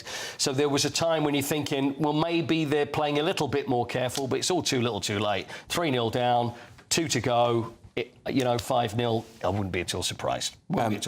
No, here we are. Yes. We're in the season of goodwill to all men. And we're excited. And what's Santa doing in the sports world? Well, these are Santas. These are lookalike Santas. They're stand-up paddle boarding in Thessalonikus seafront in Greece. Have a look at this. They have Santa runs. There's a lot of those around the world. This is Santa paddle boarding. Oh, I think there's about 100 Santas there. Wow. And I just like the look of it. And it's said that it's crowd-pleasing, tradition, blending sport, spectacle, and seasonal spirit. And they've got a Santa outfit on, yeah? They have, yeah. Well, if they ended up in that water, they'd certainly go down, wouldn't they? They'd think, I've been to Thessalonica, very nice part of the world. The water looks very still. Very still. See, and apparently if the beards get wet, they start to smell. You don't want to... And also, you're right, the weight of the beard is going to take you down. So it's not easy. So there we are, lots of Santas. There's that little helper in the middle, in the green. There's an elf there as well, yeah. Yes. But they've all got great form, to be fair. They're very good at... They are. Oh, that's it. Paddling. That's why it features in the sport, because it's a sporting occasion. Very good. So there we are. Very so there's also the Santa runs. There's loads of Santa things that are going on, but I like that. In Greece, well done, paddling Santas. Thank you. Very nice. Paul, appreciate it. Thank you very much indeed. We'll see you again around 8:20. Thank you. Up next, we've got the newspaper review. What are we talking about? Well, newly released documents reveal that the alleged Bondi Beach gunman allegedly threw 4 explosives before opening fire on Bondi Beach. We're going to be talking about that and much more next with Mike Parry and Scarlett Maguire. But first, if you're in search of some holiday sun, here's the forecast across Europe. Can't wait to get in that sea. Lovely and warm. Just like the feeling of having great travel insurance. All Clear Travel Insurance sponsors GB News Travel Destinations Forecast. Hello there and welcome to your winter sun forecast from the Met Office. If you're looking to head towards the Mediterranean for the Christmas period, it is going to be quite unsettled in quite a few locations. The best of the sunshine probably across the Canary Islands, but for Spain it is going to be cloudy with some outbreaks of rain. And for Western Italy we will have some thundery showers, and that band of showers will continually push its way towards Greece as you head through the week. And it will be quite chilly in a few spots, but for Tenerife we are looking at highs of around the low 20s. All Clear Travel Insurance sponsors GB News Travel Destinations Forecast. Britain was once the envy of the world. But look around. A nation that no longer knows what it is or where it's going. A country that's broken. How do we fix Britain? How do we bring it back? Friday night with Matt Goodwin at 8 p.m. only on GB News. Good afternoon, Britain. Weekdays from midday. True Grinch fashion, one neighbour has written a bar humbug letter to a festive father-to-be, outraged by what he calls Dave Goodwin's cheap and tacky Christmas display outside his house. I mean, there is no such thing as cheap and tacky Christmas display. Christmas is cheap and tacky. Dave accidentally, it happens, come on, brought a 20-foot inflatable Santa, believing it was just 4 foot tall, and inflated it outside his house. Well, the neighbour's fury and Dave's giant Santa have now gone viral, and he's been left with little choice but to deflate the big man himself. Or looking at that picture, went and brought a snowman that matched. Any case, we don't know. So joining us now is the man himself, Dave Goodings. Dave, you must be a bit deflated by this story. Hello, good afternoon, guys. Yes, very deflated, because last weekend, the Sunday just gone, we decided to put up our Christmas decorations. You've got the tree behind me, and then outside the front, we've got 2 giant Christmas inflatables, one being a giant snowman and the other a Father Christmas. So people have complained. Grinches have complained about this. It's just the one complaint letter that we've had through the post. So we put them up on the Sunday, on the weekend just gone. And then I got home from work on Monday to an envelope that had been posted through the door. There's, no writing on the envelope, which I thought was a little bit weird. I opened it up and lo and behold, in the envelope was this long letter, all in capital letters. I couldn't believe it, what I was reading. And at first, my heart sunk, because I'm not the kind of person at all. I hate upsetting anyone. I hate any confrontation, stuff like that. But for me, I was reading it. And I was like, oh, have I upset someone? But then after reading it a couple of times, it's so silly. It's a time of year where you can let your hair down, have a little bit of fun at Christmas. GB News, the People's Channel. No matter the state it's in, this is our nation. Join me, Jacob Rees-Mogg, for a genuine, honest discussion on where we have been, where we are going, and where we are with the people who set the direction. Tune in to State of the Nation every Monday to Thursday, 8 to 9 o'clock. Only on GB News. Britain deserves a newsroom that puts the facts and your voice first. Well, and that's what you get on GB News. Lively debates, lively conversation. And we're not afraid to hold power to account. And each other. So join me, Andrew Pierce. And me, Miriam Gates, for Britain's Newsroom, weekdays from 9:30 on GB News.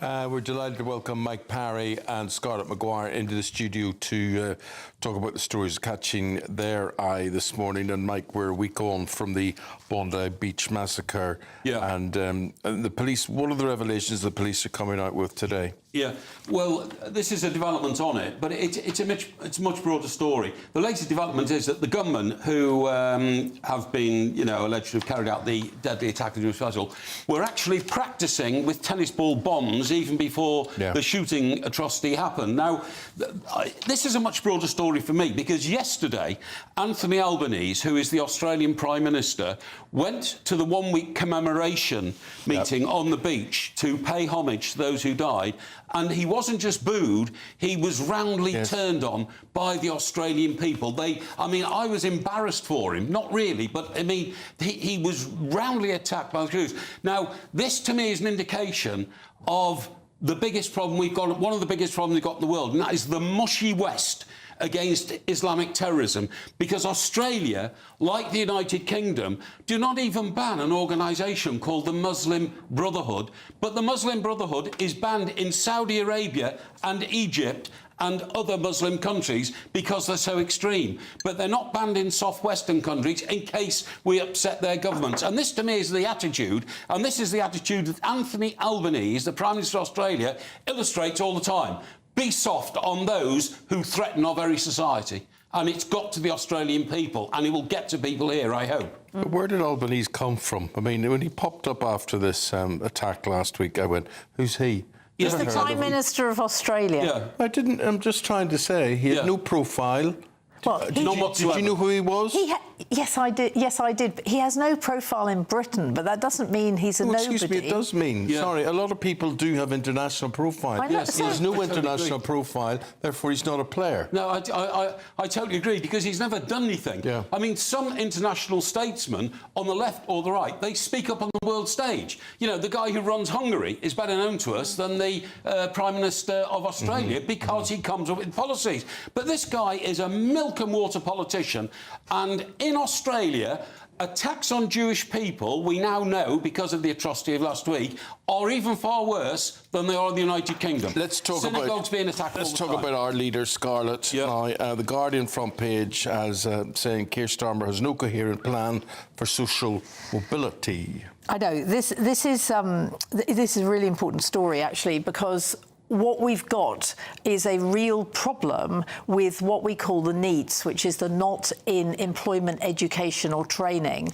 And actually, things are being done. I mean, there is now an absolute guarantee that if you're young and you're unemployed, and not in educational training for 18 months, you will be given a placement, because it's really, really important, and it's the young that really matter. Because if you don't get a job when you're young, you're never going to find it, right? You're going to get used to unemployment, and then we're going to say, look at these lazy people on the dole. But actually, it's really, really difficult. And what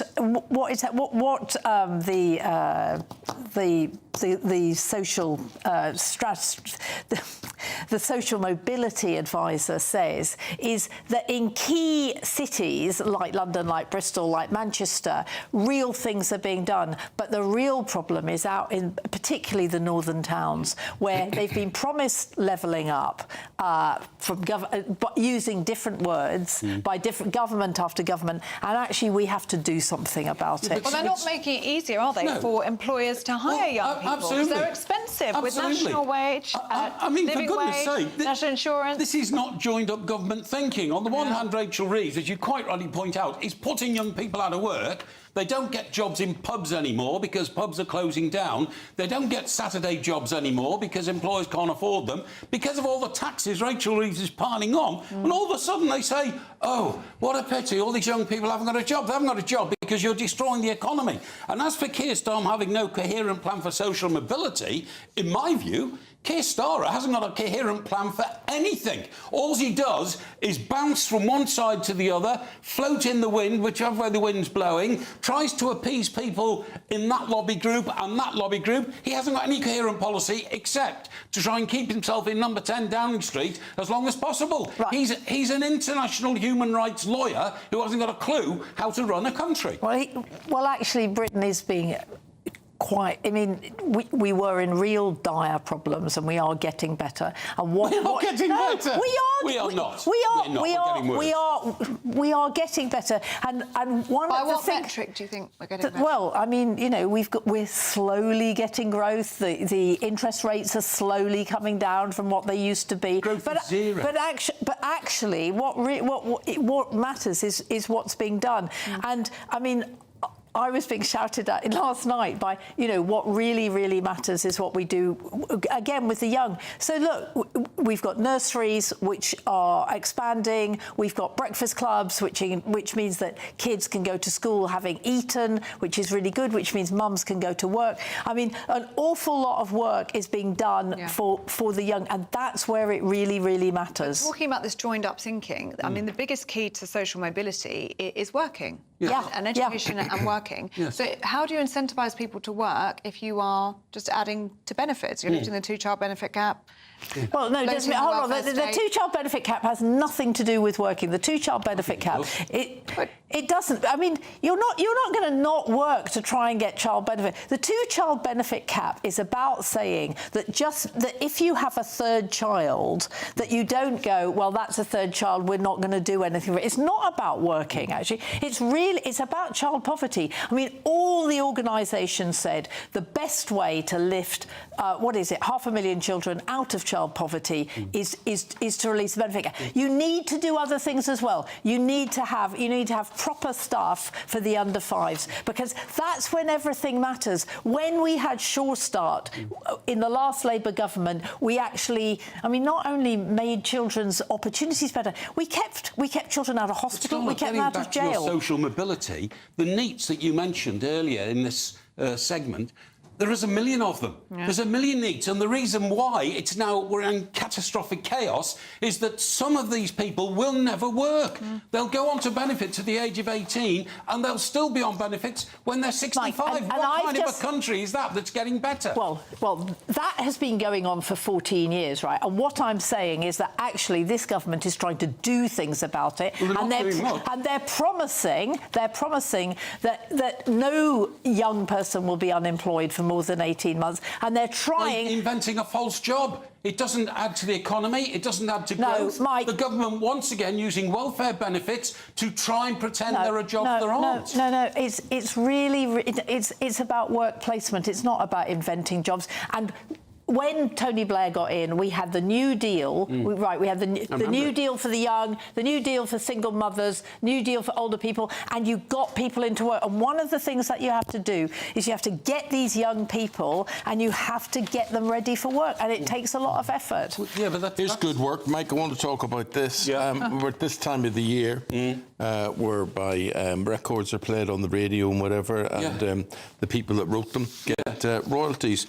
Now, utterly fantastic. Yeah, it is fantastic. Utterly fantastic. Roy Wood from Wizard, he wrote that in 1973, That's right. 1973. Yeah. And how much does he make? Nearly £500,000. Yeah. The song itself makes about 444,000 in a year, but most of that comes at just from playing, at just Christmas. from rights. Now, I was delighted to read this story because for years we've always been told that Noddy Holder and Slade brought in £500,000 every year with, you know, Happy Christmas everybody, and that's the most famous Christmas song ever. But it seems to be they're all doing okay, aren't they? They're all doing okay. And the Daily Mail today have got a list of the 10 great Christmas songs. So 55% of the income of Merry Christmas Everybody comes from repeats.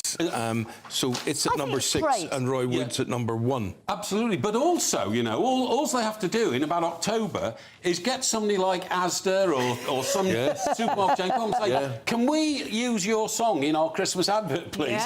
You sign a bit of paper, and in January a cheque for £500,000 arrives. I mean, all you need is one song. We should all get together with a banjo. We need to put our heads together. Get together with a banjo, write a song. Do you remember the Hugh Grant film, which was it's called About a Boy, and he got his money because his dad did a Christmas song, and he was still living on it. And obviously that's what you can do if you're Wizard. And the other guy who makes an enormous amount of money, nobody's ever heard of him, is the guy who wrote the Cavalry song. You know, the Christmas Cavalry song? Juna Louis. Stop the Cavalry. 90% 90% of the income of that song just repeats. That's right. I can't even think, how does that song go?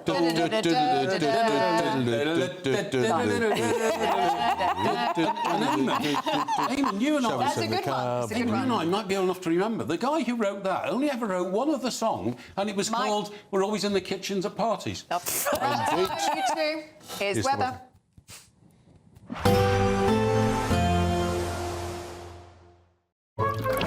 Warm and cosy, with a chance of zero visibility.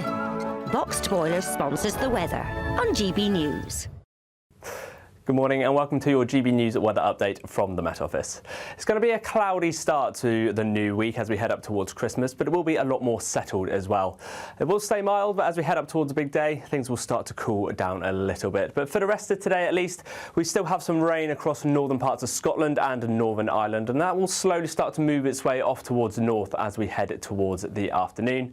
Further south, there's plenty of cloud around. There is quite a few breaks, so there will be some sunnier spells and probably some brightness just trying to filter its way through where we do get any gaps. But temperatures again still on the mild side, probably highs of around 10 or 11 Celsius, possibly even a 12 in the very far southeast.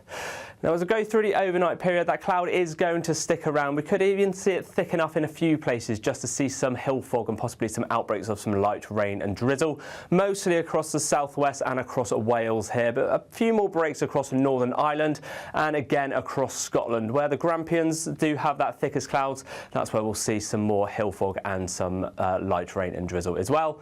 But we do have some clearer spells up towards the north here as well. So it will start to turn a little bit cooler where we do get those breaks overnight period, but further south that cloud will start to fill in once again, and we're not having too many in the way of some clearer spells down here.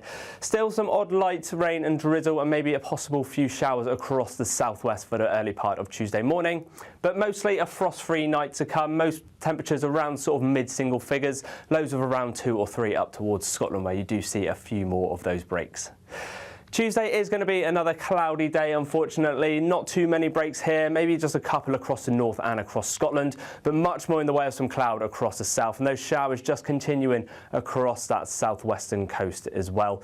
But it will be a much cooler day on Tuesday. We are losing that heat a little bit, so temperatures highs of around 8 or 9 degrees, maybe just around the seasonal average. Warm and cosy, with a chance of zero visibility. Boxed Boilers sponsors the weather on GB News. Thank you, Britain, for helping us reach 8 million followers across social media. Thank you for making us a part of your daily life.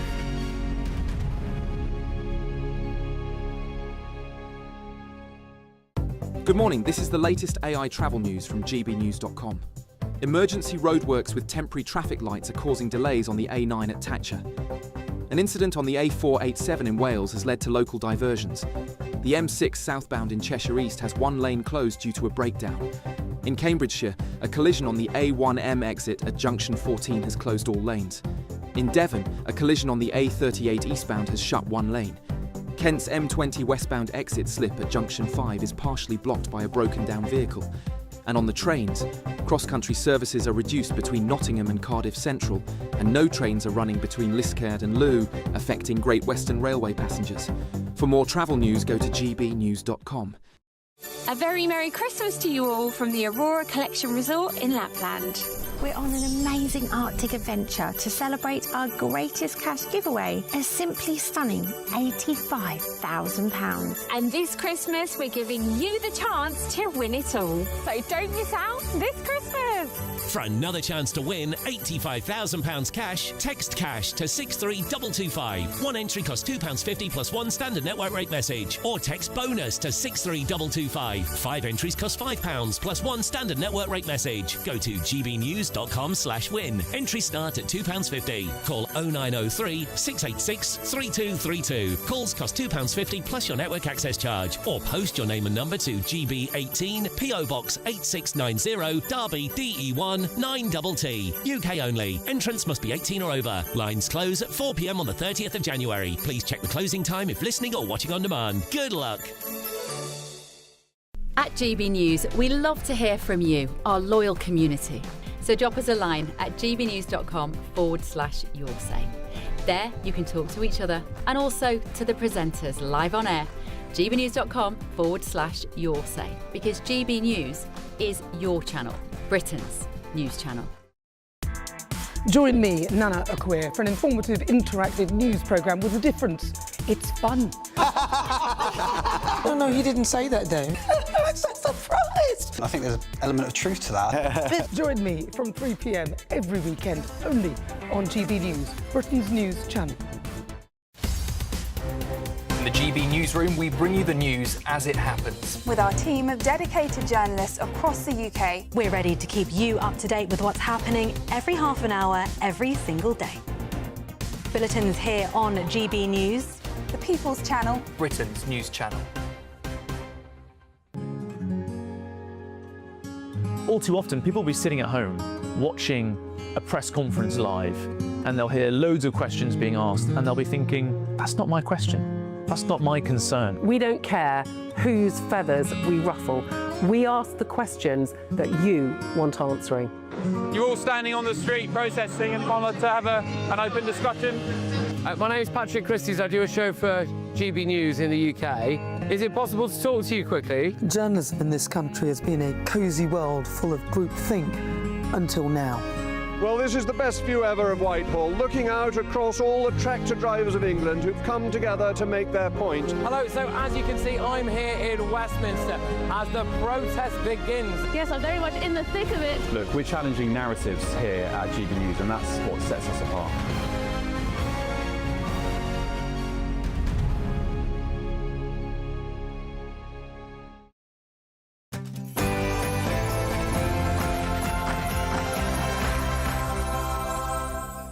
Breaking news on this Monday morning. Police have released disturbing new details about the Bondi Beach gunmen. Including suspicions that they threw 4 undetonated explosives before beginning the deadly attack that killed 15 people.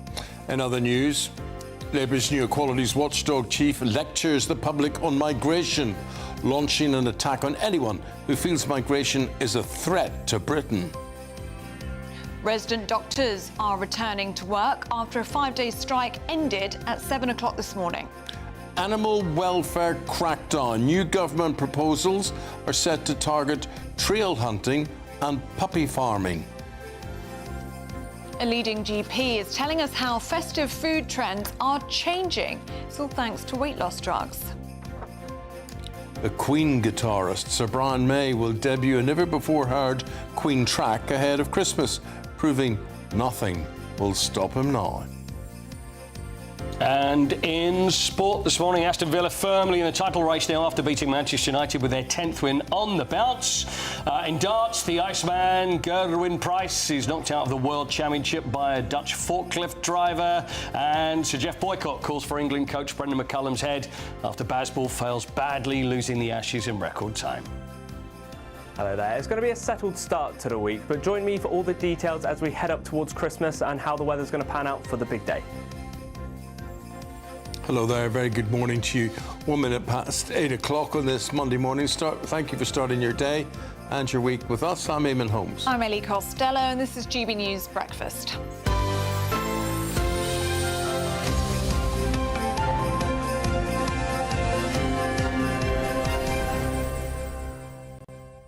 Lots of you getting in touch on trigger warnings this morning. Safi says, are you kidding me? The kids these days play the most violent, hideous video games that would give me nightmares. Not even a blink out of them. Do they have trigger warnings on them?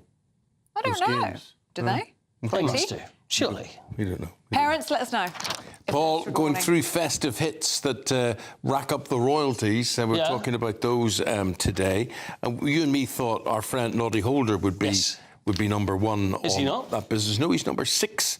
Really? At number 1 is Roy Wood with I Wish It Could Be Christmas Every Day. No. Yeah, I can't believe that's number 1. 97%, nearly all of the money made by I Wish It Could Be Christmas Every Day comes from repeats and playing it on the radio and whatever royalty. Is there a mention of exactly sort of how much? Because I think it's 500,000 quid. 500,000. So he records it in 1973. Yep. Leaves it. And just leave it and let it, and every year. Rack it in. Huge income just from that. But surprisingly, in second place is Jonah Louis' Can You Stop the Cavalry? Stop the Cavalry, yeah. One hit wonder, apart from a song called In the Kitchen at Parties, I remember, which got nowhere. One hit. So all you need one hit. That is, all you need is one hit. A year. Very nice. So what's 3? Get it. Andy Williams, right? It's the most wonderful time of the year. It's all classics, very good. Shaky Stevens comes in with Merry Christmas Everyone next, and then Brenda Lee, Rockin' Around. By the way, did you know that Shaky's Merry Christmas Everyone was actually actually ready to be released in 1984, but because Band-Aid came out, they went, let's sit on this. Let's hold our horses. Sat on it for a year, then put it out. Huge. Oh, that must have been awful to wait for a year. You think so? What's going to happen with it? Wasn't it? Why isn't Mariah on this list? We're a bit confused because That's she's made something like 60 Because she's million, rubbish. 70 million. She's making £2 million a year on it. No, she's one of the most dislikable people I've ever met or interviewed. Oh no! You didn't like Yes. She's a diva. She's a complete diva. Oh. Chris Rea, Driving Home for Christmas. Touched at all. Wham! With Last Christmas. Okay. The Pogues, Fairy Tale of New York. That's and then my favourite one. number 10, another beautiful song, East 17 with Stay Another Day. Which... Won't you stay another? But that's not really Christmassy. I mean, they have the Christmassy No, noise, the but video. it's They wore not the about big Christmas. white coats and That's everything. right, yeah, because of the video. I interviewed the fellow that wrote, you know it's about the death of his brother, don't you? No, I didn't know that. Tony Well, he Mortimer. said Won't to you his stay another day? Oh. Yeah, we stay another day. It's very sad. I'll never listen to it again. Well up. But nothing to do with Christmas per se, but they... Per se, but it came out at Christmas Yeah. and they wore white And you know coats. the other one, you know Robbie Williams' Angels? Yeah. I do. That came out around Christmas, and if you listen to it, there are jingle bells on it, but it's never been seen as a Christmas song. Really? There I are bet he jingle wishes it bells in was. there. We'll put paid to that. Yeah. We'll Yeah. do that today. OK, if you want to become a friend of GB News, you can do this for free. And here's how you do it. Join the community and be part of our shows by becoming a friend of GB News. Get a direct line to join the conversations that you hear us talking about every day in our programmes by commenting on Your Say and voting in You Decide polls. Access opinion, analysis and behind-the-scenes videos as we share more from the stories that you see On TV and radio. Plus, watch our shows live and on catch-up anywhere, anytime. If you love our channel, become a friend of GB News for free by scanning the QR code or going to gbnews.com/friend. Don't just watch our programmes, come and be a part of them. And now we go to some breaking news coming in for you. Police have released disturbing new details about the Bondi Beach gunmen. Yes, including suspicions that the father and son accused of the crime threw 4 undetonated explosives before opening fire. Naveed Akram, who's 24, has been charged with dozens of offences, including 15 counts of murder over the attack at a Hanukkah celebration last weekend. He was shot by police during the attack, but has been released from hospital and transferred to a prison. Well, the second alleged gunman is his father, Shajid Akram, who was shot dead. Well, joining us now is retired Scotland Yard detective Mike Neville. Morning to you, Mike. What do you make of these details that are emerging? Well, this is going to intensify the police investigation because if you look at these two men, the son was an unemployed bricklayer, the father owned a fruit shop. So how do men like that get the ability to build 4 bombs? So we know that they went to the Philippines, where there's a hotbed of Islamic terrorism. And it's one of the focuses of the police will be on digital investigations to look at all their computers and phones and devices. Because the worrying thing here is how they got that knowledge. And we know, for example, one of the devices was what's called a tennis ball bomb. And they have been used in the United States and in India. You know, it's very easy to, particularly in Pakistan, where you can disguise a cricket ball very easily. And so it's the sophisticated nature of this. How these seemingly ordinary men came to get them. So the thing is, are there more of these people, especially in Australia, who are preparing more of these devices? Yeah, and can take these holidays, these vacations in the Philippines where they go to training camp. Yeah, absolutely, Eamonn. So, and also we saw that there was some evidence in Australia that they were doing sort of firearms in a fieldcraft exercise where they were running around with the weapons and learning how to use them tactically. Who developed that training? Again, it's not something you learn in a fruit shop or on a bricklaying site. I mean, Mike, one of the things that is clear from this, I think you could even tell by the way that these two men carried out their attack last week, was it was meticulously planned. Yeah, absolutely. And it would seem that there was at least one reconnaissance patrol where they went out to the vehicle to look at Archer Park, the area of Bondi Beach where they committed this crime. But one thing I'd like to add is I heard Eamonn earlier saying about the Prime Minister, Albanese, and I'm afraid he's the sort of threat we have to the West. This man has never had a proper job. He's part of the Western liberal establishment who just went through it as a career politician. The best thing, one of the things we could do to help this country is ban anybody from being involved in politics if they've not had a proper job for 10 years. I think these people come with these weird and wacky ideas, and this is why we end up in Western democracies having people who are a threat to our nation with licensed firearms. It's absolutely crazy. Mike, thanks for your comments. Thanks for your opinions there.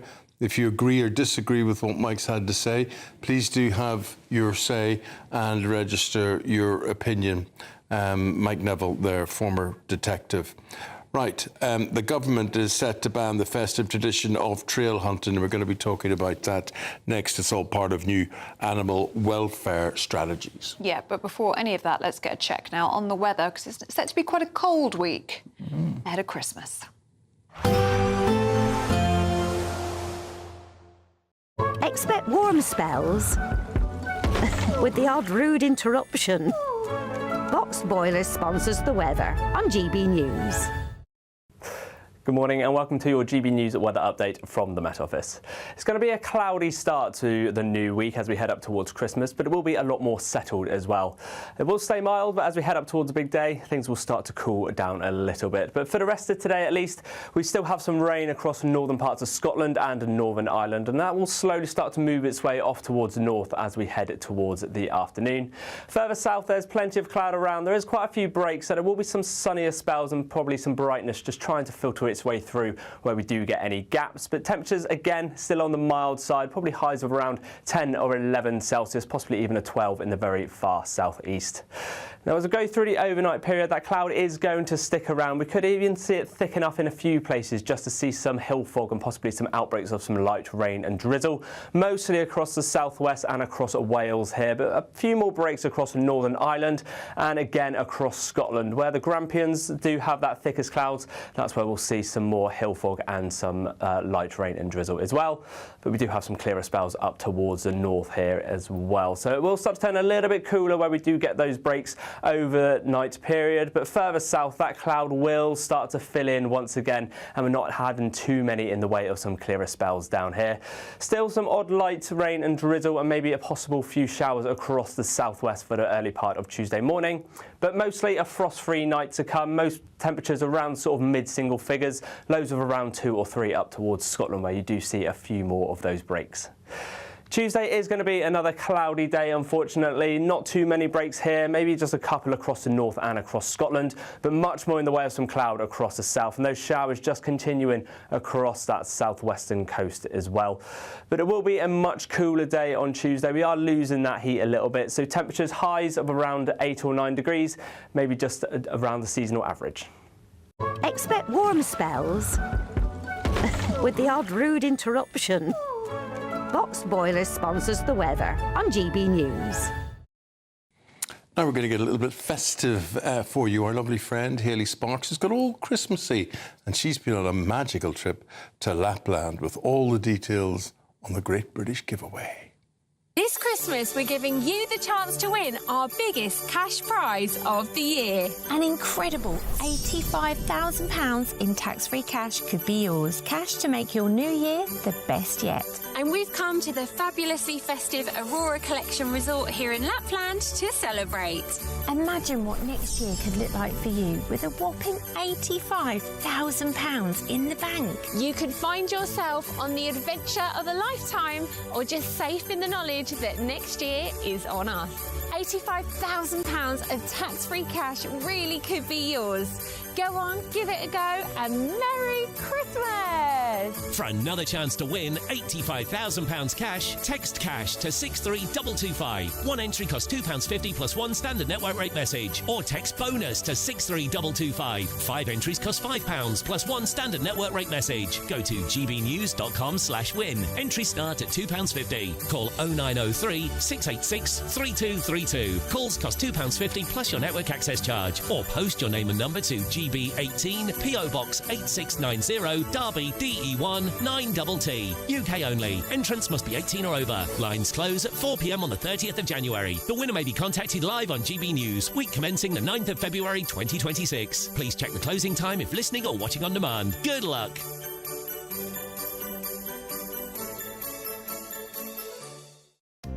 Lovely. Yes, good luck, good luck. Now, it's being described as the biggest reform to animal welfare in a generation.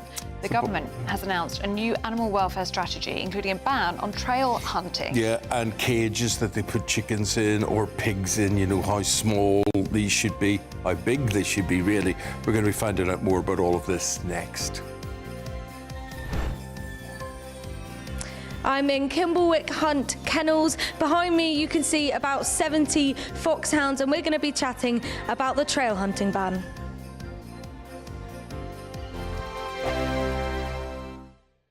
Westminster, the ultimate clique. And you're fighting like rats in a sack. But here on the Camilla Tominey Show, we ask the questions the establishment media is too scared to ask. OK, let me ask you a straight question, because I know you're a straight-talking politician. Whether it's net zero, illegal immigration or law and order, nothing is off-limits. You had the power then. Yeah, as I and say, now you've lost it. That's the Camilla Tominey Show, a politics show that's fearless. But no, let me finish my question if you don't mind, because it is my show. Sundays at 9:30, only on GB News, the People's Channel, Britain's news channel. Sir Jacob Rees-Mogg's State of the Nation, Monday to Thursday from 8 p.m.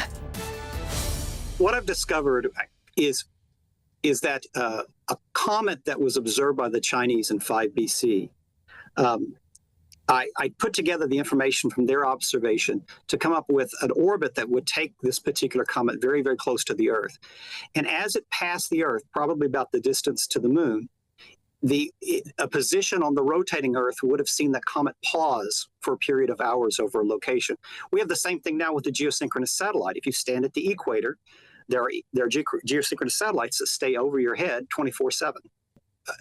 This comet was so close to the Earth that it would have had the brightness of like a first quarter or full moon. So it would have been clearly visible in the daylight. So it would have been easier for them to follow. And how quickly would they have had to have travelled? Could they have travelled fast enough to keep up with it? Well, it would have been a direction. So it turns out it takes 2 or 3 hours to walk from Jerusalem to Bethlehem. It's a relatively short distance. And that's the period of time where it behaved like this for those few hours. So there was the time available. Now, of course, their trip from the east, it would have taken many weeks. And the Chinese said the comet was visible in the constellation Capricorn for more than 70 days. And it's that appearance in one constellation for an extended period. Pilots know this. If you see an object in the sky while you're flying a plane, and it's not moving left, right, or up, down, it's actually on a collision course, or nearly so, with you. So the comet was heading more or less directly towards the Earth until, at least in my theory, they arrived in Jerusalem and walked that distance from Jerusalem to Bethlehem. GB News, the People's Channel. Britain deserves a newsroom that puts the facts and your voice first. Well, and that's what you get on GB News. Lively debates, lively conversation. And we're not afraid to hold power to account. And each other. So join me, Andrew Pearce. And me, Miriam Cates, for Britain's Newsroom, weekdays from 9:30 on GB News.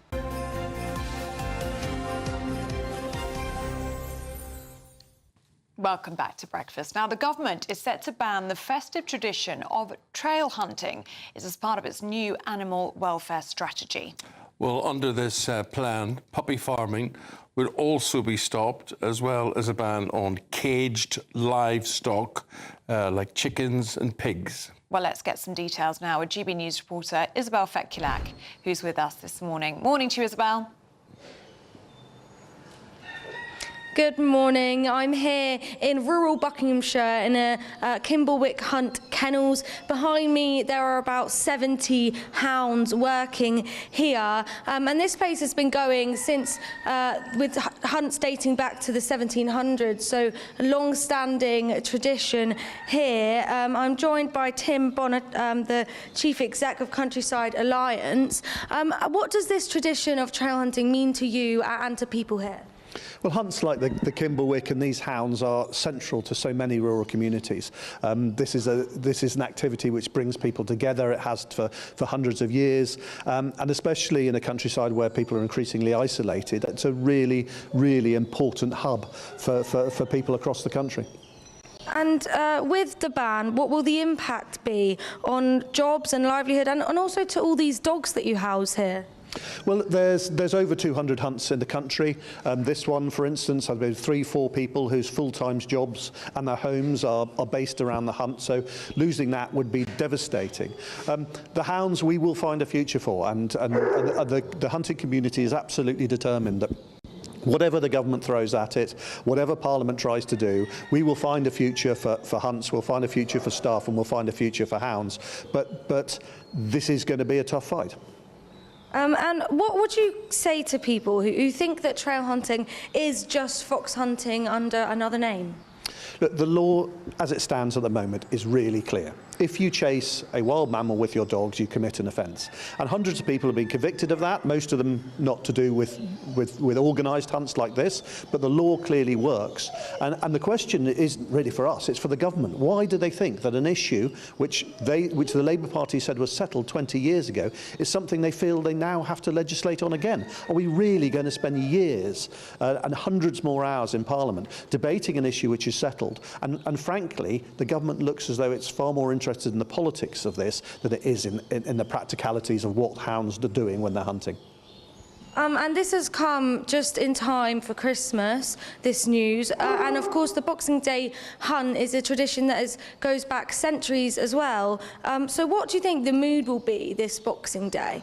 I think you'll see a very defiant mood. I think you'll see thousands of people coming out to support hunts like the Kimberwick, and I think they will send a clear message to the government that the countryside is already feeling under assault. We've had the attack on family farms, an inheritance tax, the countryside's feeling neglected. There will be real defiance, and a message will go out that if the Labour Party wants to reconnect with the countryside, it needs to have priorities which are about doing things for the countryside, not doing things to it. And just looking over to all the dogs here, I mean, they seem extremely happy. Do they enjoy their jobs here? Oh, they absolutely love it. It's what they've been bred for. They're fantastic athletes. They will run for miles and miles and miles, and there's nothing they like better than getting their nose to the ground, picking up that scent, and hunting as a great team. And Tom, the huntsman here, will pick out his best players for Boxing Day, and he will be leading people across the country, having a great time on Boxing Day and for many, many years to come. Well, the government today will launch its animal welfare strategy, looking to protect pets and working animals around the country. But here it seems to be an attack on tradition. OK, Isabel, thank you very much. Thanks, Isabel. Controversial one, that one, you know, because there's a lot of people who just think it's not good for the animals involved, and particularly the foxes, and that it is a sort of a cloak and dagger thing, that it's really about catching real live foxes. Yeah, but there's a lot of good stuff in this as well, this reform. I mean, there's talking of banning shock collars, which I think we can all agree is cruel. Well, a shock collar is about training an animal, training the dog. So if a dog doesn't do what you want, you press a button and it gets an electric shock, which is very cruel. And a ban on puppy farming as well, which we know is a huge problem in this country. Well, all I would say to you is, coming up to Christmas and all these people who buy dogs and pets and things for Christmas, adopt, don't shop. Adopt, don't shop. 22 minutes past 8 o'clock on this Monday morning. A leading doctor has revealed 6 festive foods people on weight loss injections should avoid. Yes, Dr. Crystal Wiley has warned that fatty or sugary treats can cause unpleasant side effects due to the drugs slowing down digestion. Well, let's talk to Rhiannon now. Rhiannon Lambert is a nutritionist, and she tells us now. So, what's your worry, and what are the foods that can put things right, or what are the foods to avoid, Rhiannon? Oh, good morning. I think we've seen a rise, obviously, in weight loss drugs, and lots of people are now going to be having a difficult conversation at Christmas. They've got the psychological component of this is what I've always done, this is what I love to eat at Christmas, but actually the side effects can be severe when we're consuming a lot of these rich, high fatty foods, things like pigs in blankets, Yule logs, you know, chocolate roulades, lots of really fatty, delicious roast potatoes in traditional goose fat, for instance, cooking. And actually, you can get severe vomiting, nausea, bloating, pain, side effects if we are overindulging and you're on a medication.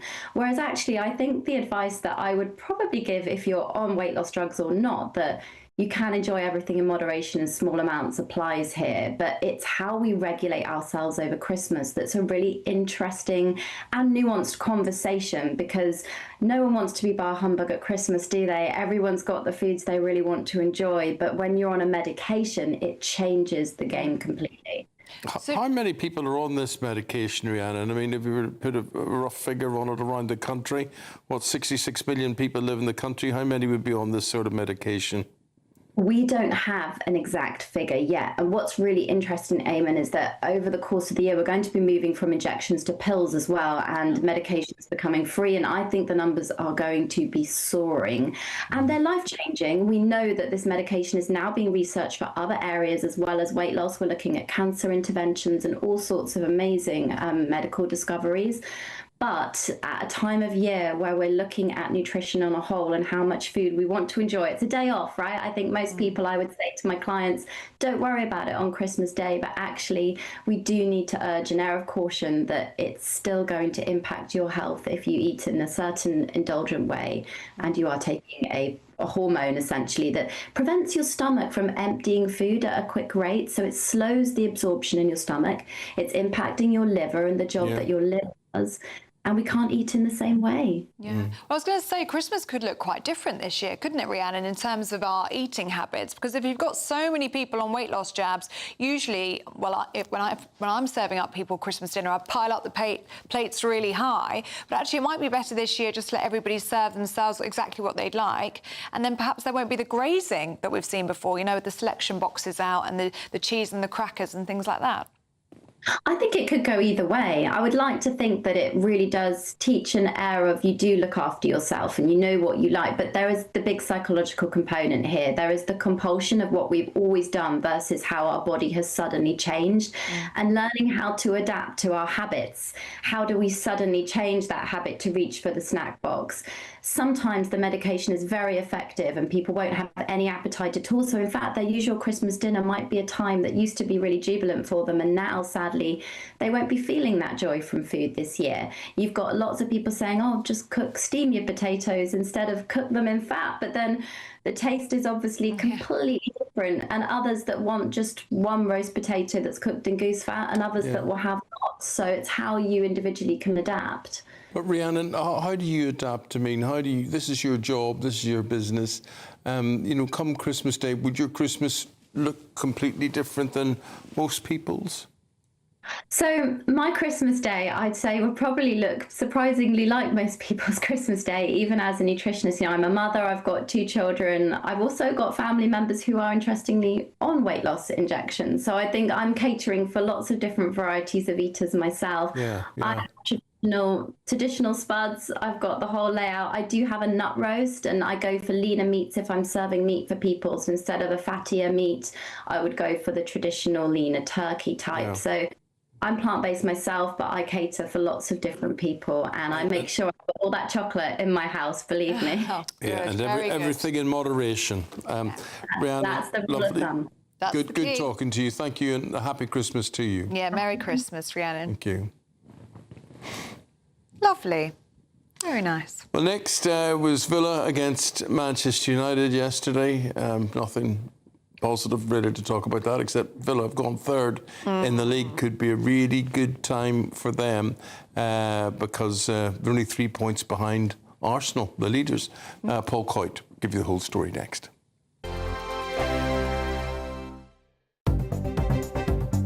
Good morning, this is the latest AI travel news from gbnews.com. Drivers on the A9 at Taitcha face temporary traffic lights due to emergency roadworks. The A487 between Penryn Dewdraith and Porthmadog has local diversions after an incident. The M61 southbound in Lancashire is reduced to 2 lanes between junctions 8 and 6 due to a collision.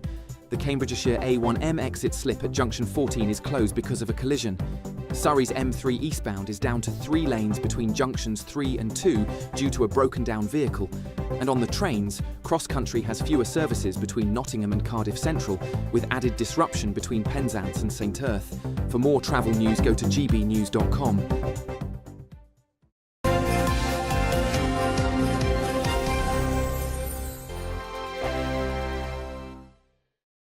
Westminster's full of talk, but out here, it's the real world. Am I allowed to talk now? No, that's it. This is where it matters, real people and real lives. That's what politics is all about. In fact, has Trump made a good start? No. Straight answers, no spin, and just a couple of pints. How many fingers have I got up? About 10. So join me for Lee Anderson's Real World every Friday at 7 p.m, only on GB News. The People's Channel, Britain's news channel. You want to know what's really going on in the corridors of power? Labour don't know what to do with you half the time, and that makes you quite lethal in the chamber. Get behind the headlines with Chopper's Political Podcast. Join me, Christopher Hope, as I sit down with the great and the good of British politics. We'll see where this ruling takes us. These are the stories shaping our nation. Chopper's Political Podcast, available now on all platforms. Listen in and stay ahead. Decisions made in Washington aren't just shaping America, they're shaping Britain too.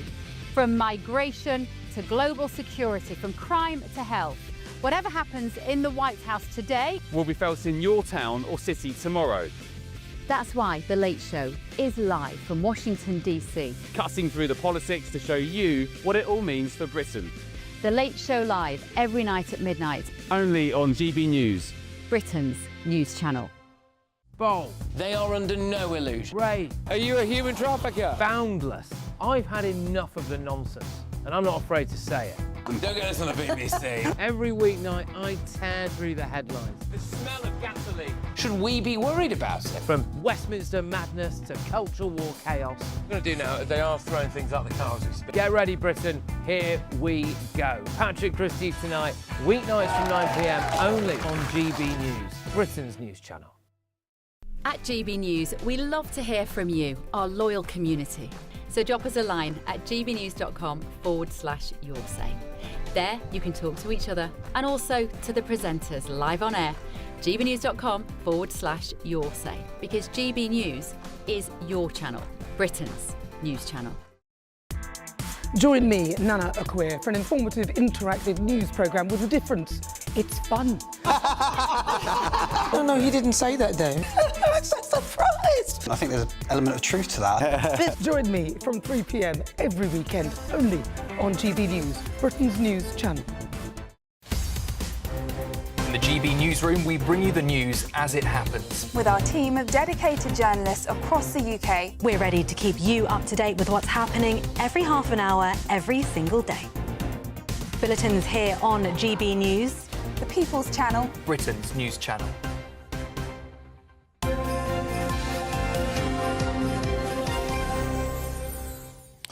World Darts started last night, the PDC World Championship at Alexander Palace. Yeah, it's been a while. Yeah, we're about a week in now, so things are beginning to get exciting. So the 2021 champion, Gerwyn Price, is out, beaten 3-0 by Dutchman Wesley Placer. I think we've got a picture of Wesley. He's a forklift driver from the Netherlands. And 3-0, he ended up winning and beating Gerwyn Price. Not expected, because Gerwyn Price said he was actually going to win this year. Said that this is going to be his year. But you don't want to be saying stuff like that, because that's going to cause you trouble. There's Gerwyn there last night. You don't realise the angle of the dart there. And that's the speed, obviously, or it's just a very bad photograph.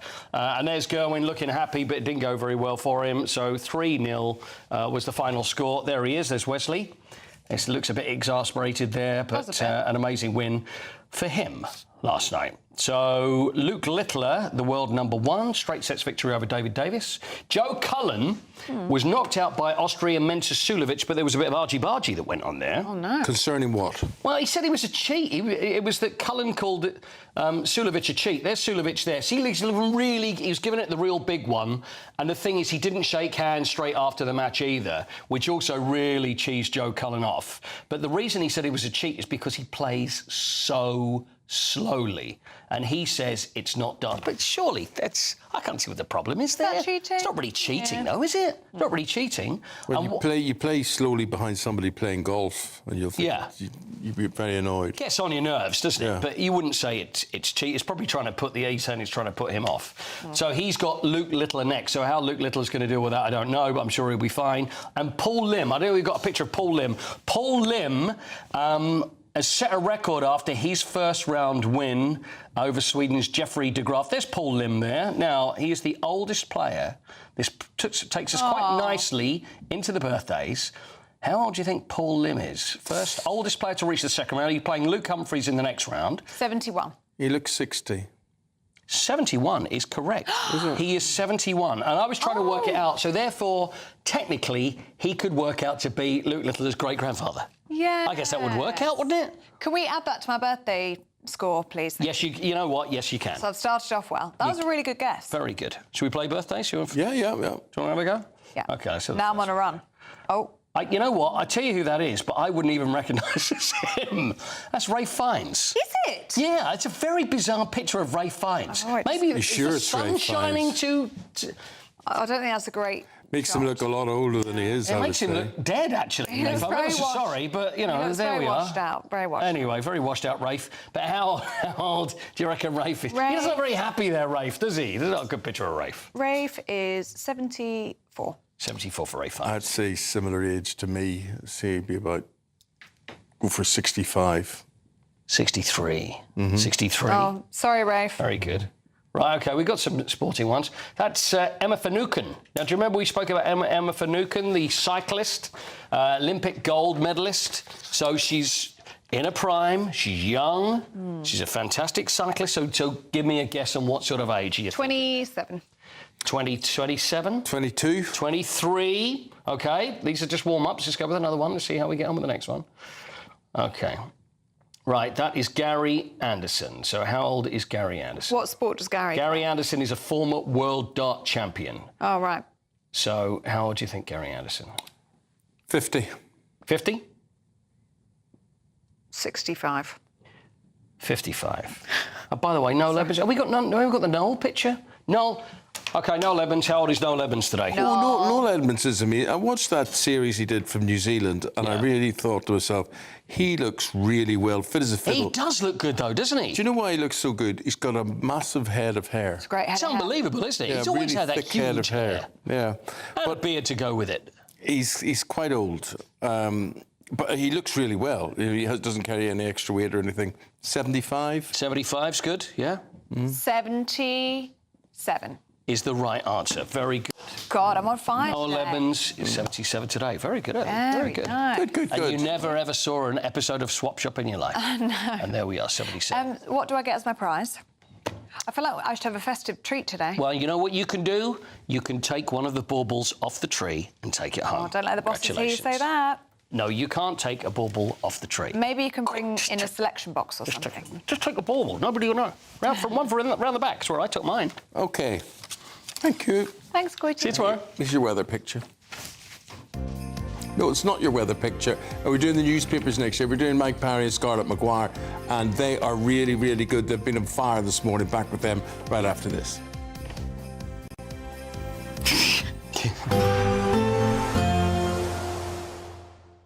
Dinner under the stars tonight? That reminds me of our travel insurance. You mean all clear skies? All Clear Travel Insurance sponsors GB News Travel Destinations Forecast. Hello there, and welcome to your winter sun forecast from the Met Office. If you're looking to head towards the Mediterranean for the Christmas period, it is going to be quite unsettled in quite a few locations. The best of the sunshine probably across the Canary Islands, but for Spain, it is going to be cloudy with some outbreaks of rain. And for Western Italy, we will have some thundery showers, and that band of showers will continually push its way towards Greece as you head through the week. And it will be quite chilly in a few spots, but for Tenerife, we are looking at highs of around the low 20s. All Clear Travel Insurance sponsors GB News Travel Destinations Forecast. This Christmas, we're inviting you to join the GB News family for an occasion filled with joy. A chance to come together and lift our voices and celebrate what truly brings us closer at this time of year. So whether you're with friends or family or simply in the spirits of the season, we would love to share this special night of carols with you. Carols by Candlelight, Christmas Eve at 8 o'clock only on GB News, the People's Channel, Britain's news channel. Sir Jacob Rees-Mogg's State of the Nation, Monday to Thursday from 8 p.m. The National Trust has come under fire after declining a Catholic filmmaker's request to shoot a documentary at St Cuthbert's Cave in Northumberland. St Cuthbert's Cave was a crucial location for the film, as it's traditionally believed to be where the saint's body rested in 875 before he was moved to Durham, where it remains today. The Trust justified its decision by citing the project's religious affiliation, sparking accusations that the heritage charity has breached equality laws and is engaging in illegal religious discrimination. Well, I'm joined now by the filmmaker at the centre of the story, Christian Holden. Christian, thank you for coming in. So, first of all, tell me about St Cuthbert. Why do we mind about St Cuthbert? Well, St Cuthbert, this historical figure, this great figure of the northeast of England and the Scottish borders area, was renowned for his physical prowess, for his great night vigils. I approached the National Trust to ask permission to film there, and the initial response I had from them by email was that they didn't host any filming of a religious or political nature. I made a phone call to that particular person and explained more about what we hope to do, and that aside from its religious storyline, there's also historical value to it, cultural. And so you were making the case that St Cuthbert was a cultural icon as well as a religious icon in the northeast of England, a very important political as well as religious figure in the consolidation of Christianity in the northeast. It's such a critical part of our culture and our heritage, particularly in that area as well. So I was bewildered to be refused to visit and film this site of such importance on the basis of essentially being a Christian filmmaker. GB News, the People's Channel. No matter the state it's in, this is our nation. Join me, Jacob Rees-Mogg, for a genuine, honest discussion on where we have been, where we are going, and where we are with the people who set the direction. Tune in to State of the Nation every Monday to Thursday, 8 to 9 o'clock, only on GB News.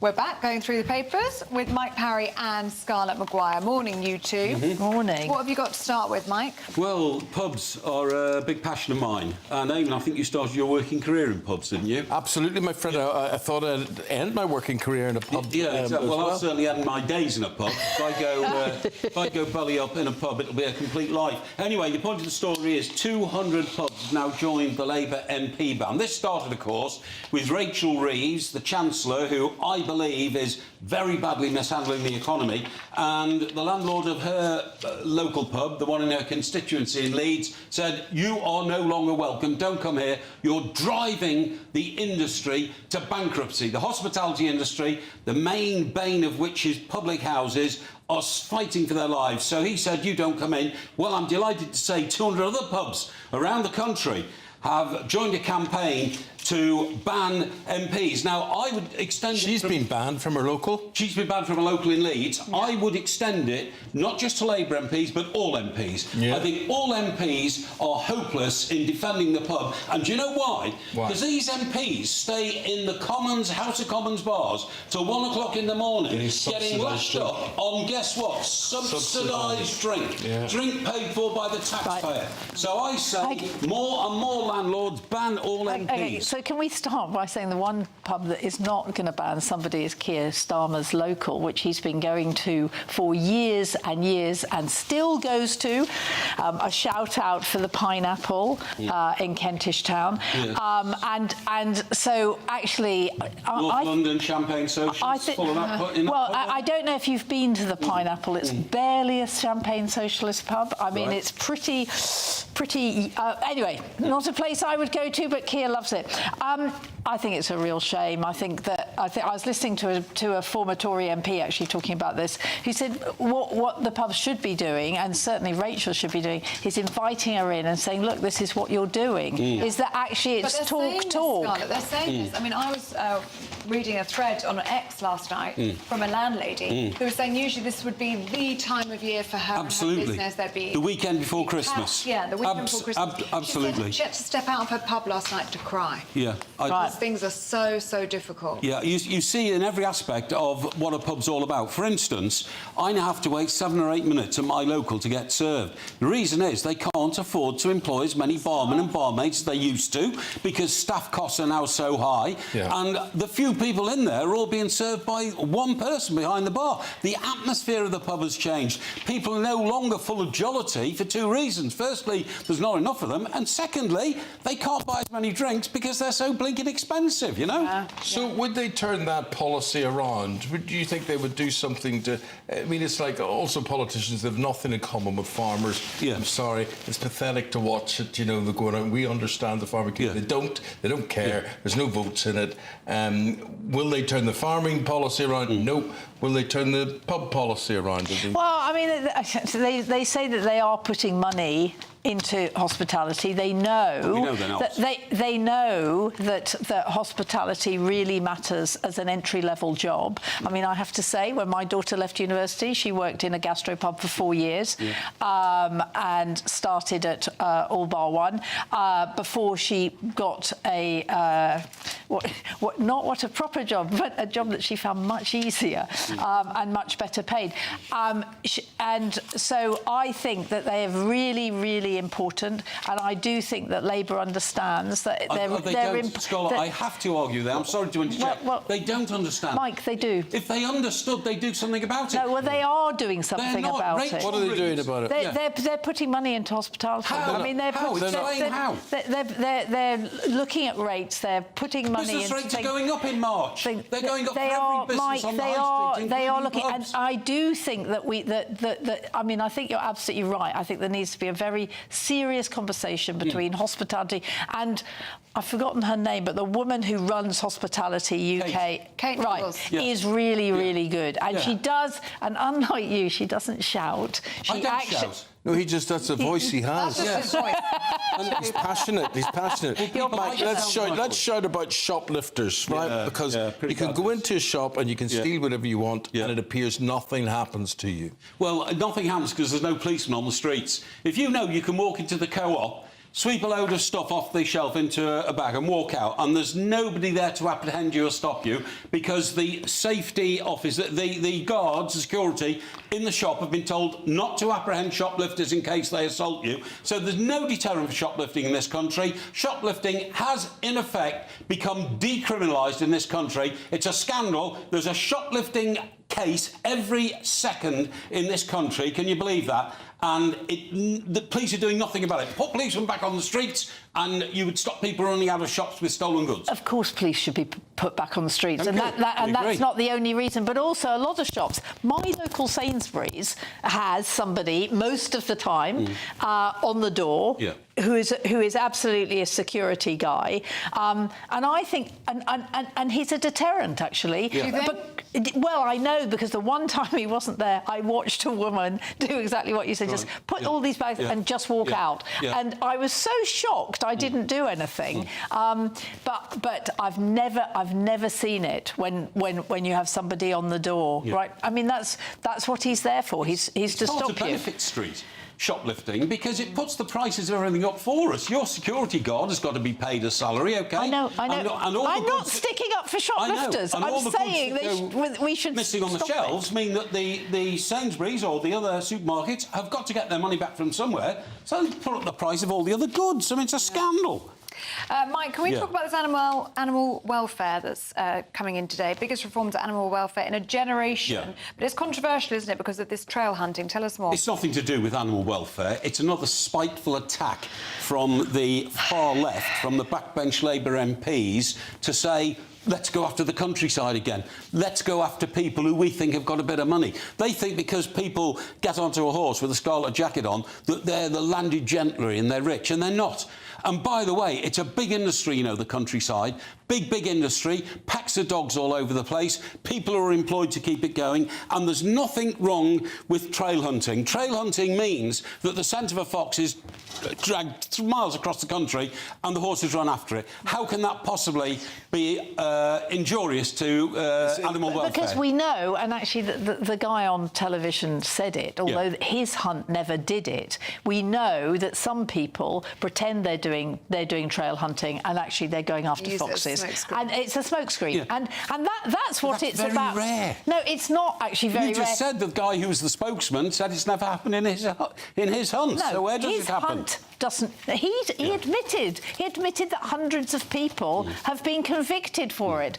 But it doesn't happen in his hunt, right? Yeah. But he admitted that it's a problem, and it is a problem. There's a lot of good stuff in this, though, isn't there? There's a lot of really excellent stuff. Ending puppy farming. I mean, puppy farming is appalling, and banning right? the use of small cages for chickens. Yes, absolutely. For pigs. Absolutely. I totally agree with that. It's that clause about fox hunting. It could be the end of the packs of hounds that you see in this country. The Boxing Day hunt? Boxing Day hunts could be the end of them. And Ireland, for instance, which has, you know, increasingly become left-wing politically, is a huge supporter of fox hunting, and it could be that it will all be exported to Ireland and maybe to France once it closes down here. And it's a tragedy. Have you ever seen, you know, a pack of hounds that follow the hunt? They're beautiful animals, and they might have to all be put down. Well, Scarlett, talking about animals being killed, this is a story this in is the a Guardian. terrible story. It is a terrible story.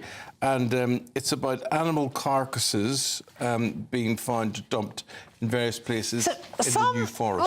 So the New Forest is a place where ponies run wild. There are sort of pigs around. It's a it's a beautiful place, but it's also a place with lots of animals just grazing around. And some guy, some awful man who is into voodoo and the occult. that sort of the occult has decided he steals lambs and things like that, kills them and puts them on churches, puts them outside churches. So A, he's stealing them from people. B, it's absolute, you know, what are you doing just killing an animal? And then, of course, it completely freaks out the villagers, right?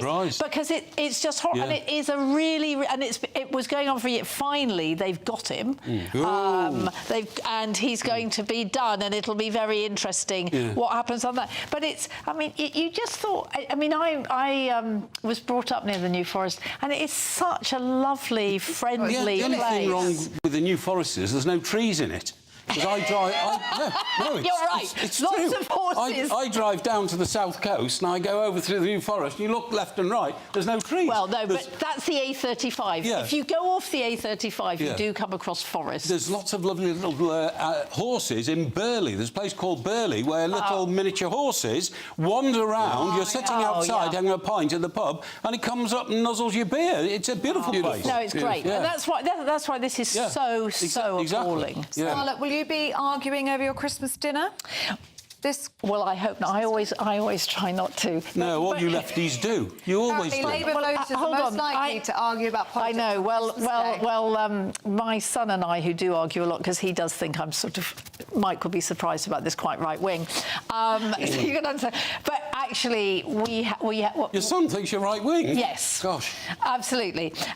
Because I... Feel faint. Yes, precisely. So you can imagine what it's like dealing with him.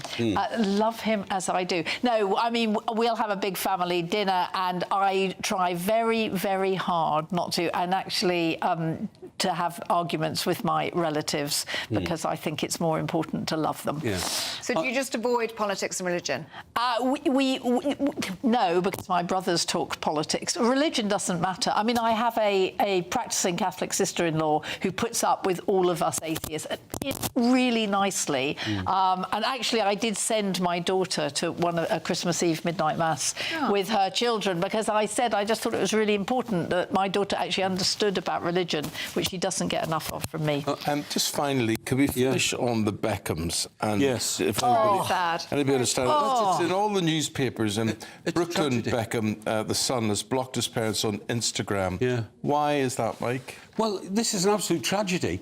The Brooklyn Beckham is now so close to the family. He's the chef, isn't he? Well, he's been a lot of things. He's been a lot of things. He's been a lot of things. He's no more a chef than you are. He's so close now to the family of his wife.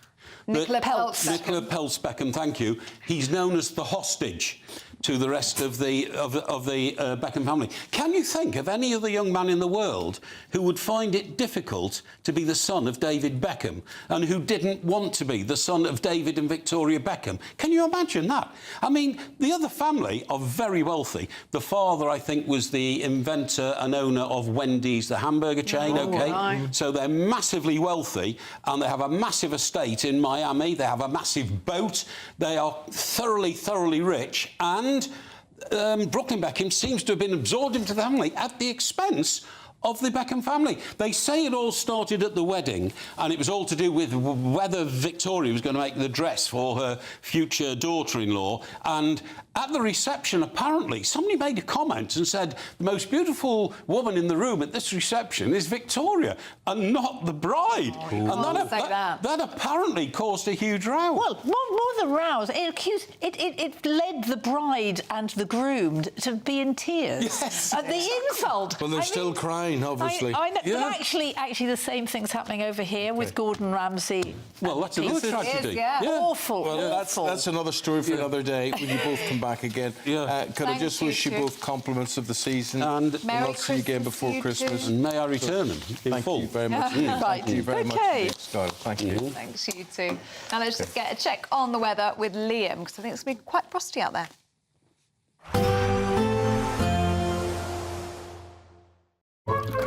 Warm and cosy, with a chance of zero visibility. Boxed Boilers sponsors the weather on GB News. Good morning and welcome to your GB News weather update from the Met Office. It's going to be a cloudy start to the new week as we head up towards Christmas, but it will be a lot more settled as well. It will stay mild, but as we head up towards the big day, things will start to cool down a little bit. But for the rest of today at least, we still have some rain across northern parts of Scotland and Northern Ireland, and that will slowly start to move its way off towards the north as we head towards the afternoon. Further south, there's plenty of cloud around. There is quite a few breaks, so there will be some sunnier spells and probably some brightness just trying to filter its way through where we do get any gaps, but temperatures again still on the mild side, probably highs of around 10 or 11 Celsius, possibly even a 12 in the very far southeast. Now, as we go through the overnight period, that cloud is going to stick around. We could even see it thick enough in a few places just to see some hill fog and possibly some outbreaks of some light rain and drizzle, mostly across the southwest and across Wales here, but a few more breaks across Northern Ireland and again across Scotland, where the Grampians do have that thickest clouds. That's where we'll see some more hill fog and some light rain and drizzle as well. But we do have some clearer spells up towards the north here as well. So it will start to turn a little bit cooler where we do get those breaks overnight period, but further south that cloud will start to fill in once again, and we're not having too many in the way of some clearer spells down here. Still some odd light rain and drizzle and maybe a possible few showers across the southwest for the early part of Tuesday morning, but mostly a frost-free night to come. Most temperatures around sort of mid-single figures, lows of around 2 or 3 up towards Scotland where you do see a few more of those breaks. Tuesday is going to be another cloudy day, unfortunately. Not too many breaks here, maybe just a couple across the north and across Scotland, but much more in the way of some cloud across the south, and those showers just continuing across that southwestern coast as well. But it will be a much cooler day on Tuesday. We are losing that heat a little bit, so temperatures highs of around 8 or 9 degrees, maybe just around the seasonal average. Warm and cosy, with a chance of zero visibility. Boxed Boilers sponsors the weather on GB News. Thank you, Britain, for making us the fastest growing news website in the UK. We're truly humbled, and we couldn't have done it without you.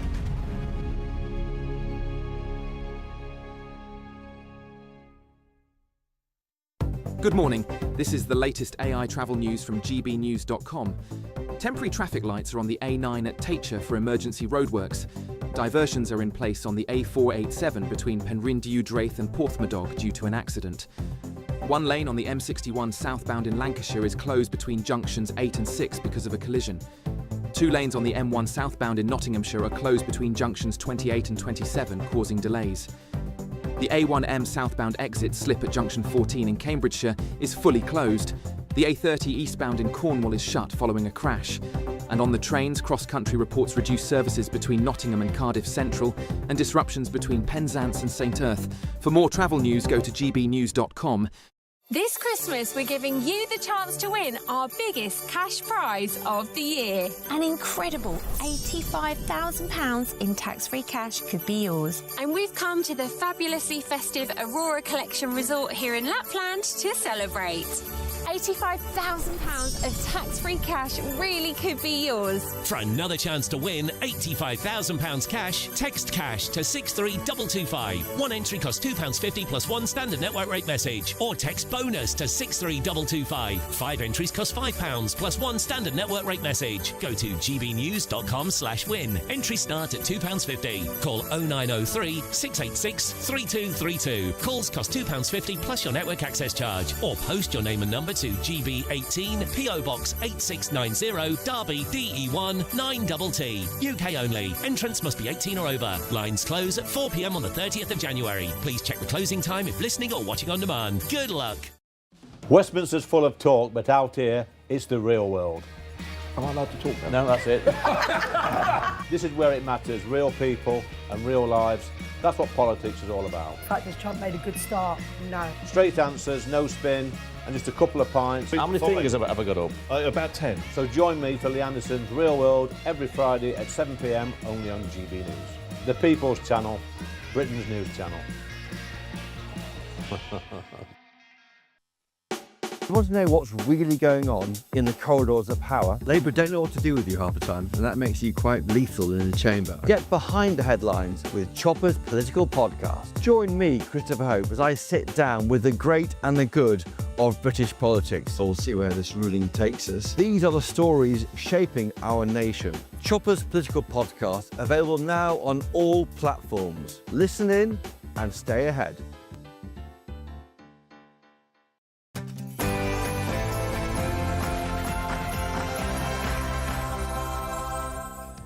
Police released disturbing new details about the alleged Bondi Beach gunmen. Including suspicions they threw 4 undetonated explosives before beginning the deadly attack that killed 15.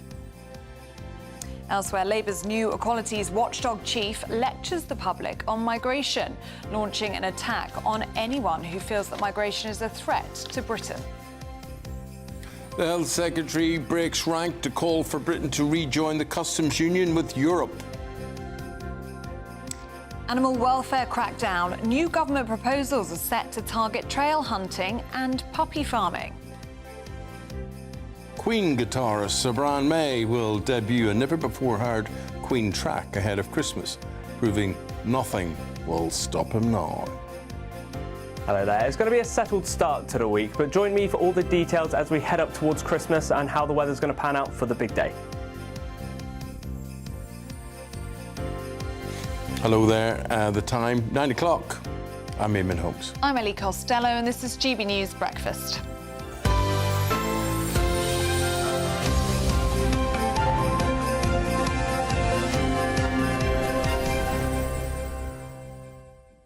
Let's start with our breaking news this morning. Police in Australia have released disturbing new details about the alleged Bondi Beach gunmen. It includes suspicions that the father and son accused of the crime threw 4 undetonated explosives before opening fire. Naveed Akram, who's 24, has been charged with dozens of offences, including 15 counts of murder over the attack at a Hanukkah celebration on the 14th of December. The second alleged gunman is his father, Sajid Akram, who was shot dead.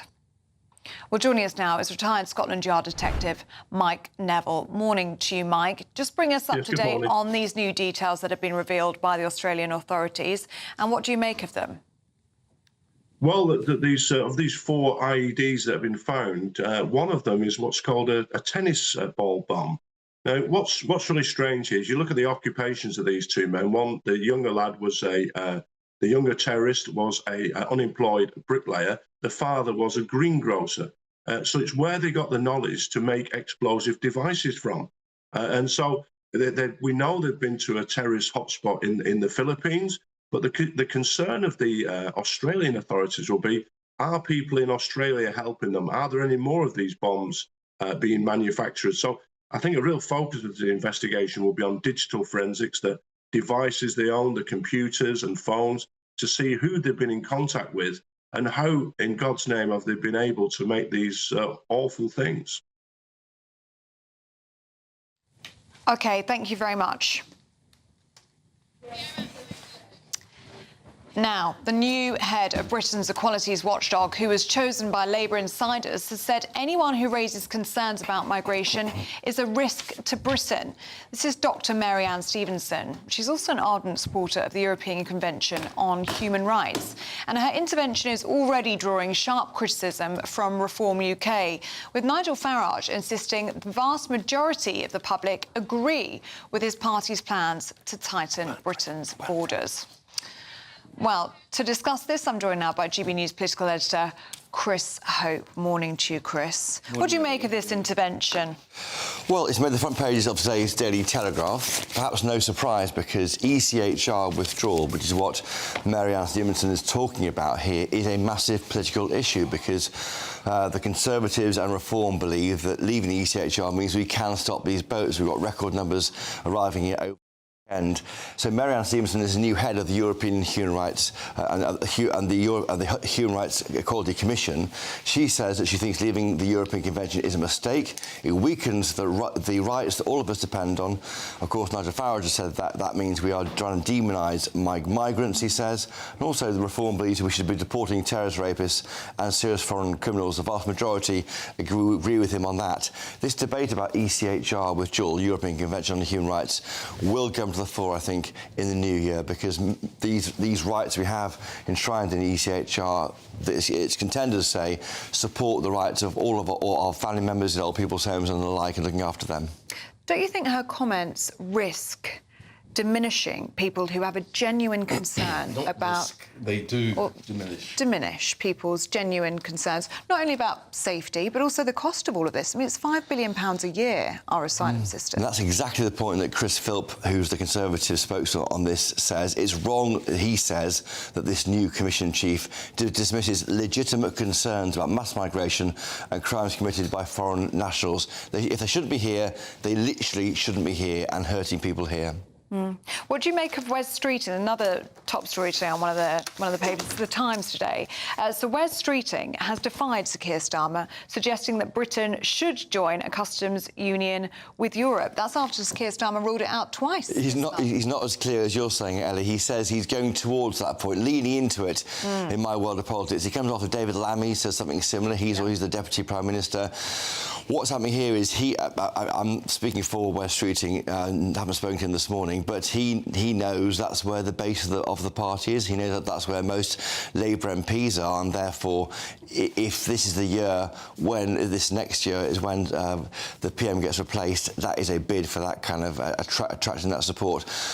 Were the PM here, Sir Keir Starmer, he would say we can't join a customs union and rip up these hard-won trade deals with America, Australia, South Korea and the like. Why do that when we are trying to build this world outside the European Union? Chris, here we are, 2 hours since the resident doctor strike ended. How on earth is this going to be resolved? Here we go again.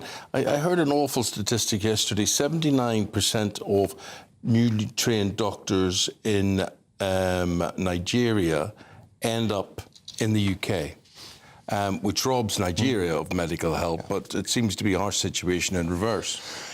It's wrong to me that we drain foreign health systems of their doctors and bring them here. We should, and I know doctors who tell me that they can't get a job here. So why can't we give jobs to British doctors trained with British taxpayers' money for 7 years? It's ridiculous, I think. And my point is we should be paying for that. We should pay that. Say to them, right, you work for the NHS now for 5 years, 6 years, 7 years in return. You don't have to pay anything back. That's what you do. That's the deal. Yeah. And I think a lot of people would bite their hands off for that. It makes complete sense. We've heard from Wes Streeting today. He says this double whammy of strike action and flu this December is the most serious threat to the NHS he can remember since he became Health Secretary. Many people are struggling with flu at this time of the year, and it is not resolved, and we will probably see more issues in the new year. It's difficult to see how this can come to an end the way things stand, because both sides are so entrenched. The BMA won't accept any offer that doesn't include more money. Wes Streeting's saying, we've given you money. There's no more money left in the coffers. So perhaps we do need to look at a situation where we're ripping the whole thing up and starting again. Perhaps we're looking at doctors having no medical fees and making them work in the NHS for a minimum period of time. Do you think that's what's going to happen come January? That's what some would say. You need to have some form of return of the taxpayer rather than allowing people to leave the country. It doesn't make any sense, I think, and if that can't get resolved, it would be really good for all of us. The 29% pay rise they received when Labour came in, they come back for more this time. I think they're rapidly losing public support for these strikes. Yeah, they are. Just for hope. But I don't know, I think, Chris, have you said to people, what would you rather, pay your GPs, your doctors here, these resident doctors, or contribute to the foreign aid budget? I think people say, forget the foreign aid budget, look after people at home. And we're not looking after people at home. I think that is where the politics is moving, I think. We have seen Labour slash the foreign aid budget, spend money on defence. If you can get away with doing that if you're Labour, I think, if it goes towards something like you're describing there, improving the NHS. But the NHS gets loads of money and it's not improving, is it, Eamonn? No, that's very, very true. And then we've got to ask the question, what should the NHS be doing? Can it do everything? Should we be realistic about what we go to the government for? And pay for. And pay for, exactly. That's the thorny question. Thank you, Chris. Thank you very much indeed. 9 minutes past 9. Thanks for your company this morning. We're with you on air until 25 past 9. Yep, just time to tell you now about the Great British Giveaway. It's a goodie, £85,000 in tax-free cash. Hayley Sparks is a very lucky lady. She's been on a magical trip to Lapland and has all the details for you. A very Merry Christmas to you all from the Aurora Collection Resort in Lapland.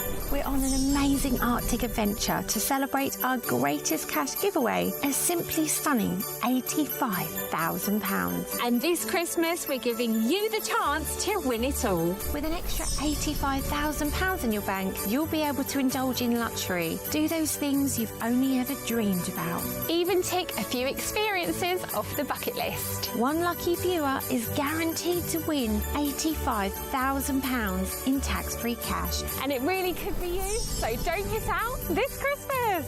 For another chance to win £85,000 cash, text cash to 63225. One entry costs £2.50 plus one standard network rate message. Or text bonus to 63225. 5 entries cost £5 plus one standard network rate message. Go to gbnews.com/win. Entries start at £2.50. Call 0903 686 3232. Calls cost £2.50 plus your network access charge. Or post your name and number to GB18 PO Box 8690 Derby DE1 9TT. UK only. Entrance must be 18 or over. Lines close at 4 p.m. on the 30th of January. The winner may be contacted live on GB News, week commencing the 9th of February 2026. Please check the closing time if listening or watching on demand. Good luck.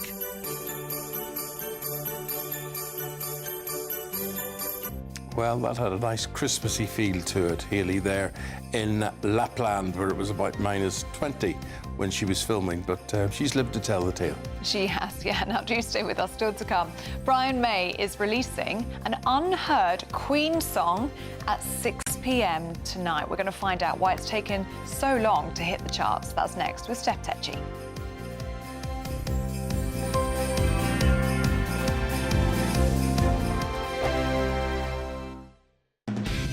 Decisions made in Washington aren't just shaping America, they're shaping Britain too.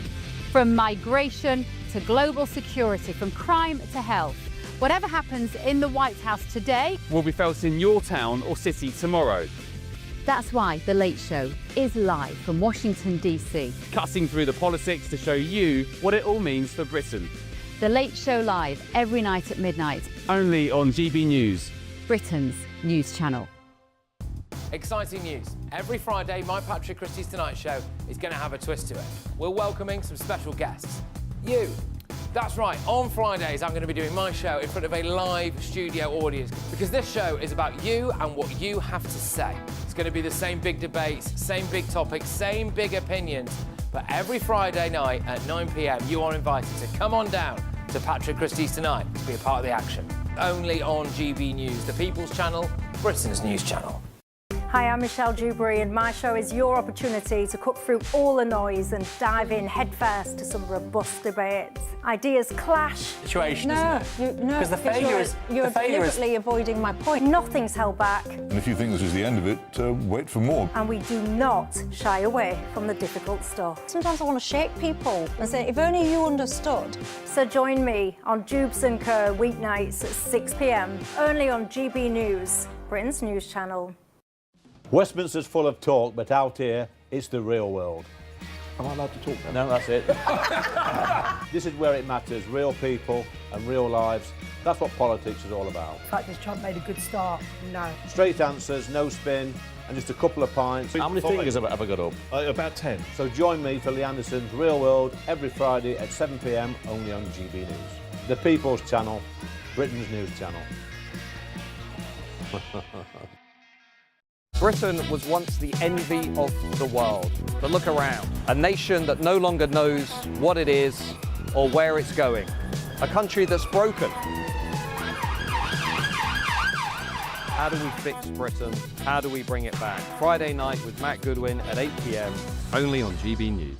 No matter the state it's in, this is our nation. Join me, Jacob Rees-Mogg, for a genuine, honest discussion on where we have been, where we are going, and where we are with the people who set the direction. Tune in to State of the Nation every Monday to Thursday, 8 to 9 o'clock. Only on GB News. Britain deserves a newsroom that puts the facts and your voice first. Well, and that's what you get on GB News. Lively debates, lively conversation. And we're not afraid to hold power to account. And each other. So join me, Andrew Pearce. And me, Miriam Cates, for Britain's Newsroom, weekdays from 9:30 on GB News. This Christmas, we're inviting you to join the GB News family for an occasion filled with joy. A chance to come together and lift our voices and celebrate what truly brings us closer at this time of year. So whether you're with friends or family or simply in the spirits of the season, we would love to share this special night of carols with you. Carols by candlelight, Christmas Eve at 8 o'clock, only on GB News, the People's Channel, Britain's news channel.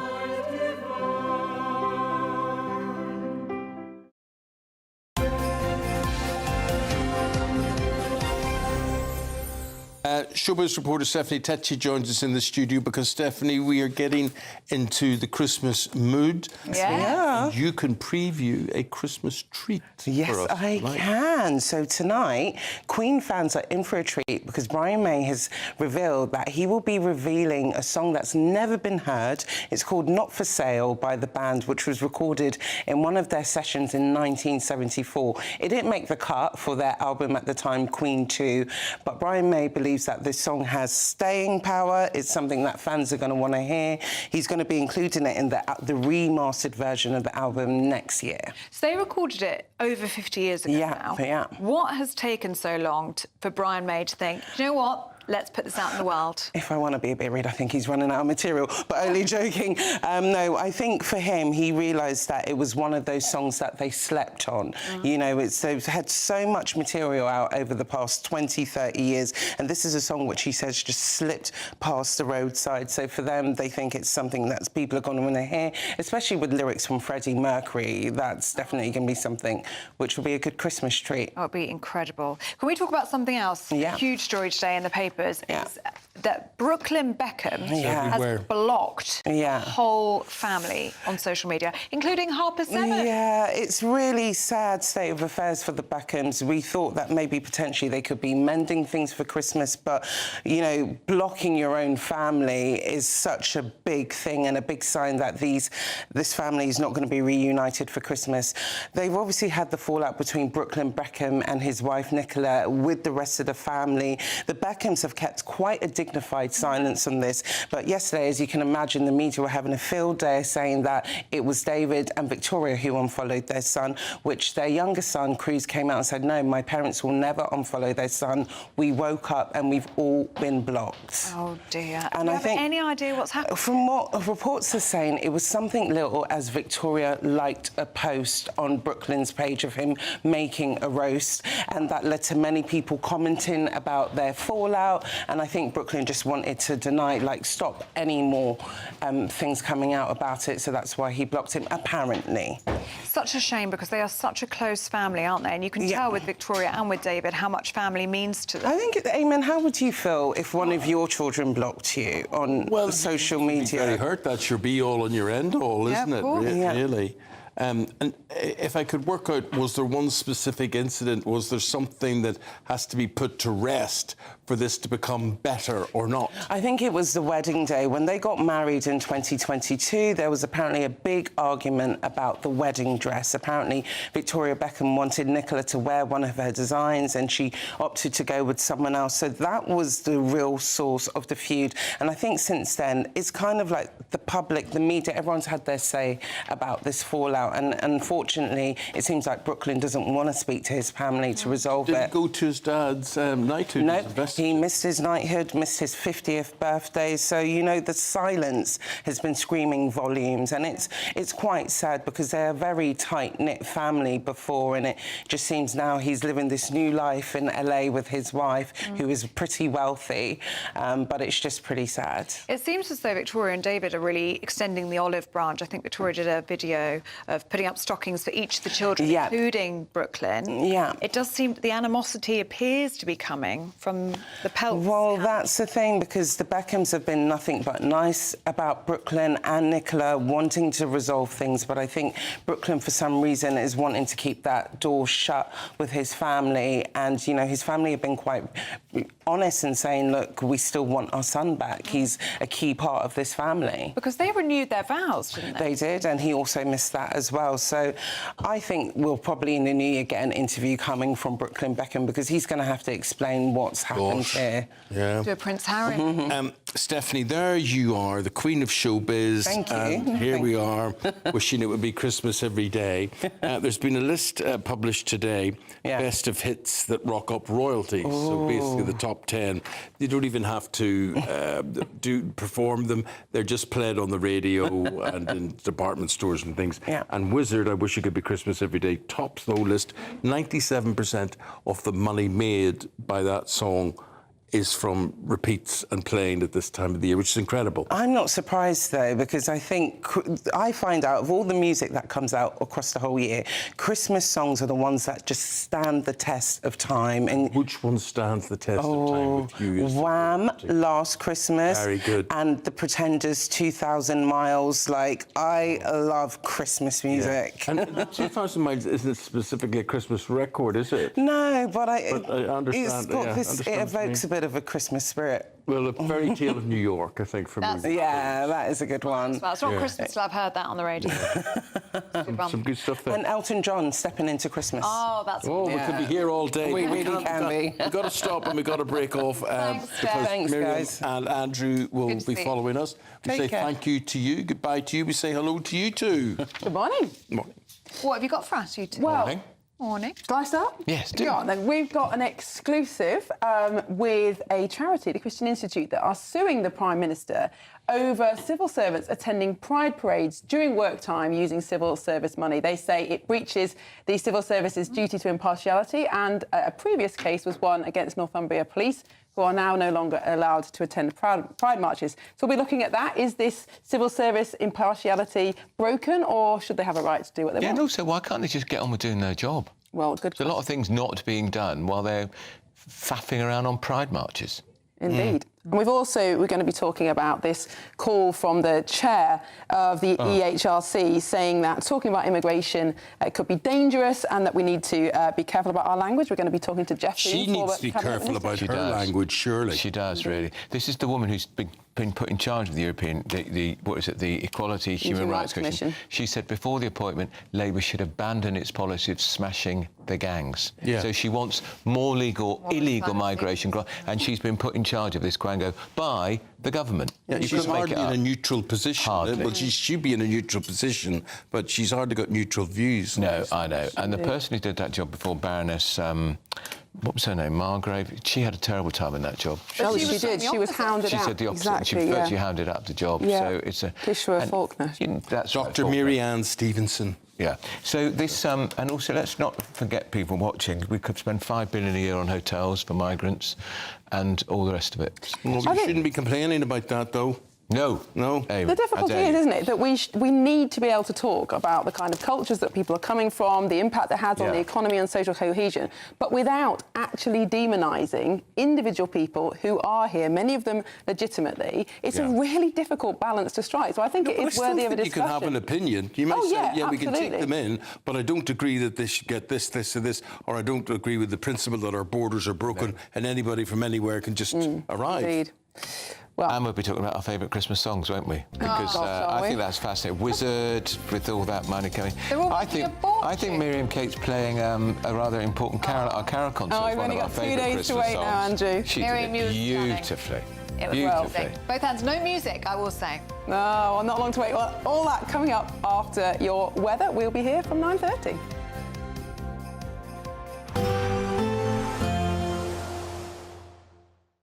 Expect warm spells with the odd rude interruption. Boxed Boilers sponsors the weather on GB News. Good morning and welcome to your GB News weather update from the Met Office. It's going to be a cloudy start to the new week as we head up towards Christmas, but it will be a lot more settled as well. It will stay mild, but as we head up towards the big day, things will start to cool down a little bit. But for the rest of today at least, we still have some rain across northern parts of Scotland and Northern Ireland, and that will slowly start to move its way off towards the north as we head towards the afternoon. Further south, there's plenty of cloud around. There is quite a few breaks, so there will be some sunnier spells and probably some brightness just trying to filter its way through where we do get any gaps, but temperatures again still on the mild side, probably highs of around 10 or 11 Celsius, possibly even a 12 in the very far southeast. Now, as we go through the overnight period, that cloud is going to stick around. We could even see it thick enough in a few places just to see some hill fog and possibly some outbreaks of some light rain and drizzle, mostly across the southwest and across Wales here, but a few more breaks across Northern Ireland and again across Scotland, where the Grampians do have that thickest clouds. That's where we'll see some more hill fog and some light rain and drizzle as well.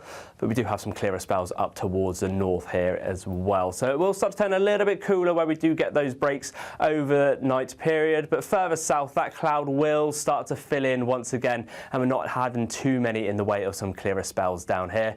Still some odd light rain and drizzle and maybe a possible few showers across the southwest for the early part of Tuesday morning, but mostly a frost-free night to come. Most temperatures around sort of mid-single figures, lows of around 2 or 3 up towards Scotland where you do see a few more of those breaks. Tuesday is going to be another cloudy day, unfortunately. Not too many breaks here, maybe just a couple across the north and across Scotland, but much more in the way of some cloud across the south, and those showers just continuing across that southwestern coast as well. But it will be a much cooler day on Tuesday. We are losing that heat a little bit, so temperatures highs of around 8 or 9 degrees, maybe just around the seasonal average. Expect warm spells with the odd rude interruption. Boxed Boilers sponsors the weather on GB News. Thank you so much for helping us to reach 8 million followers and subscribers across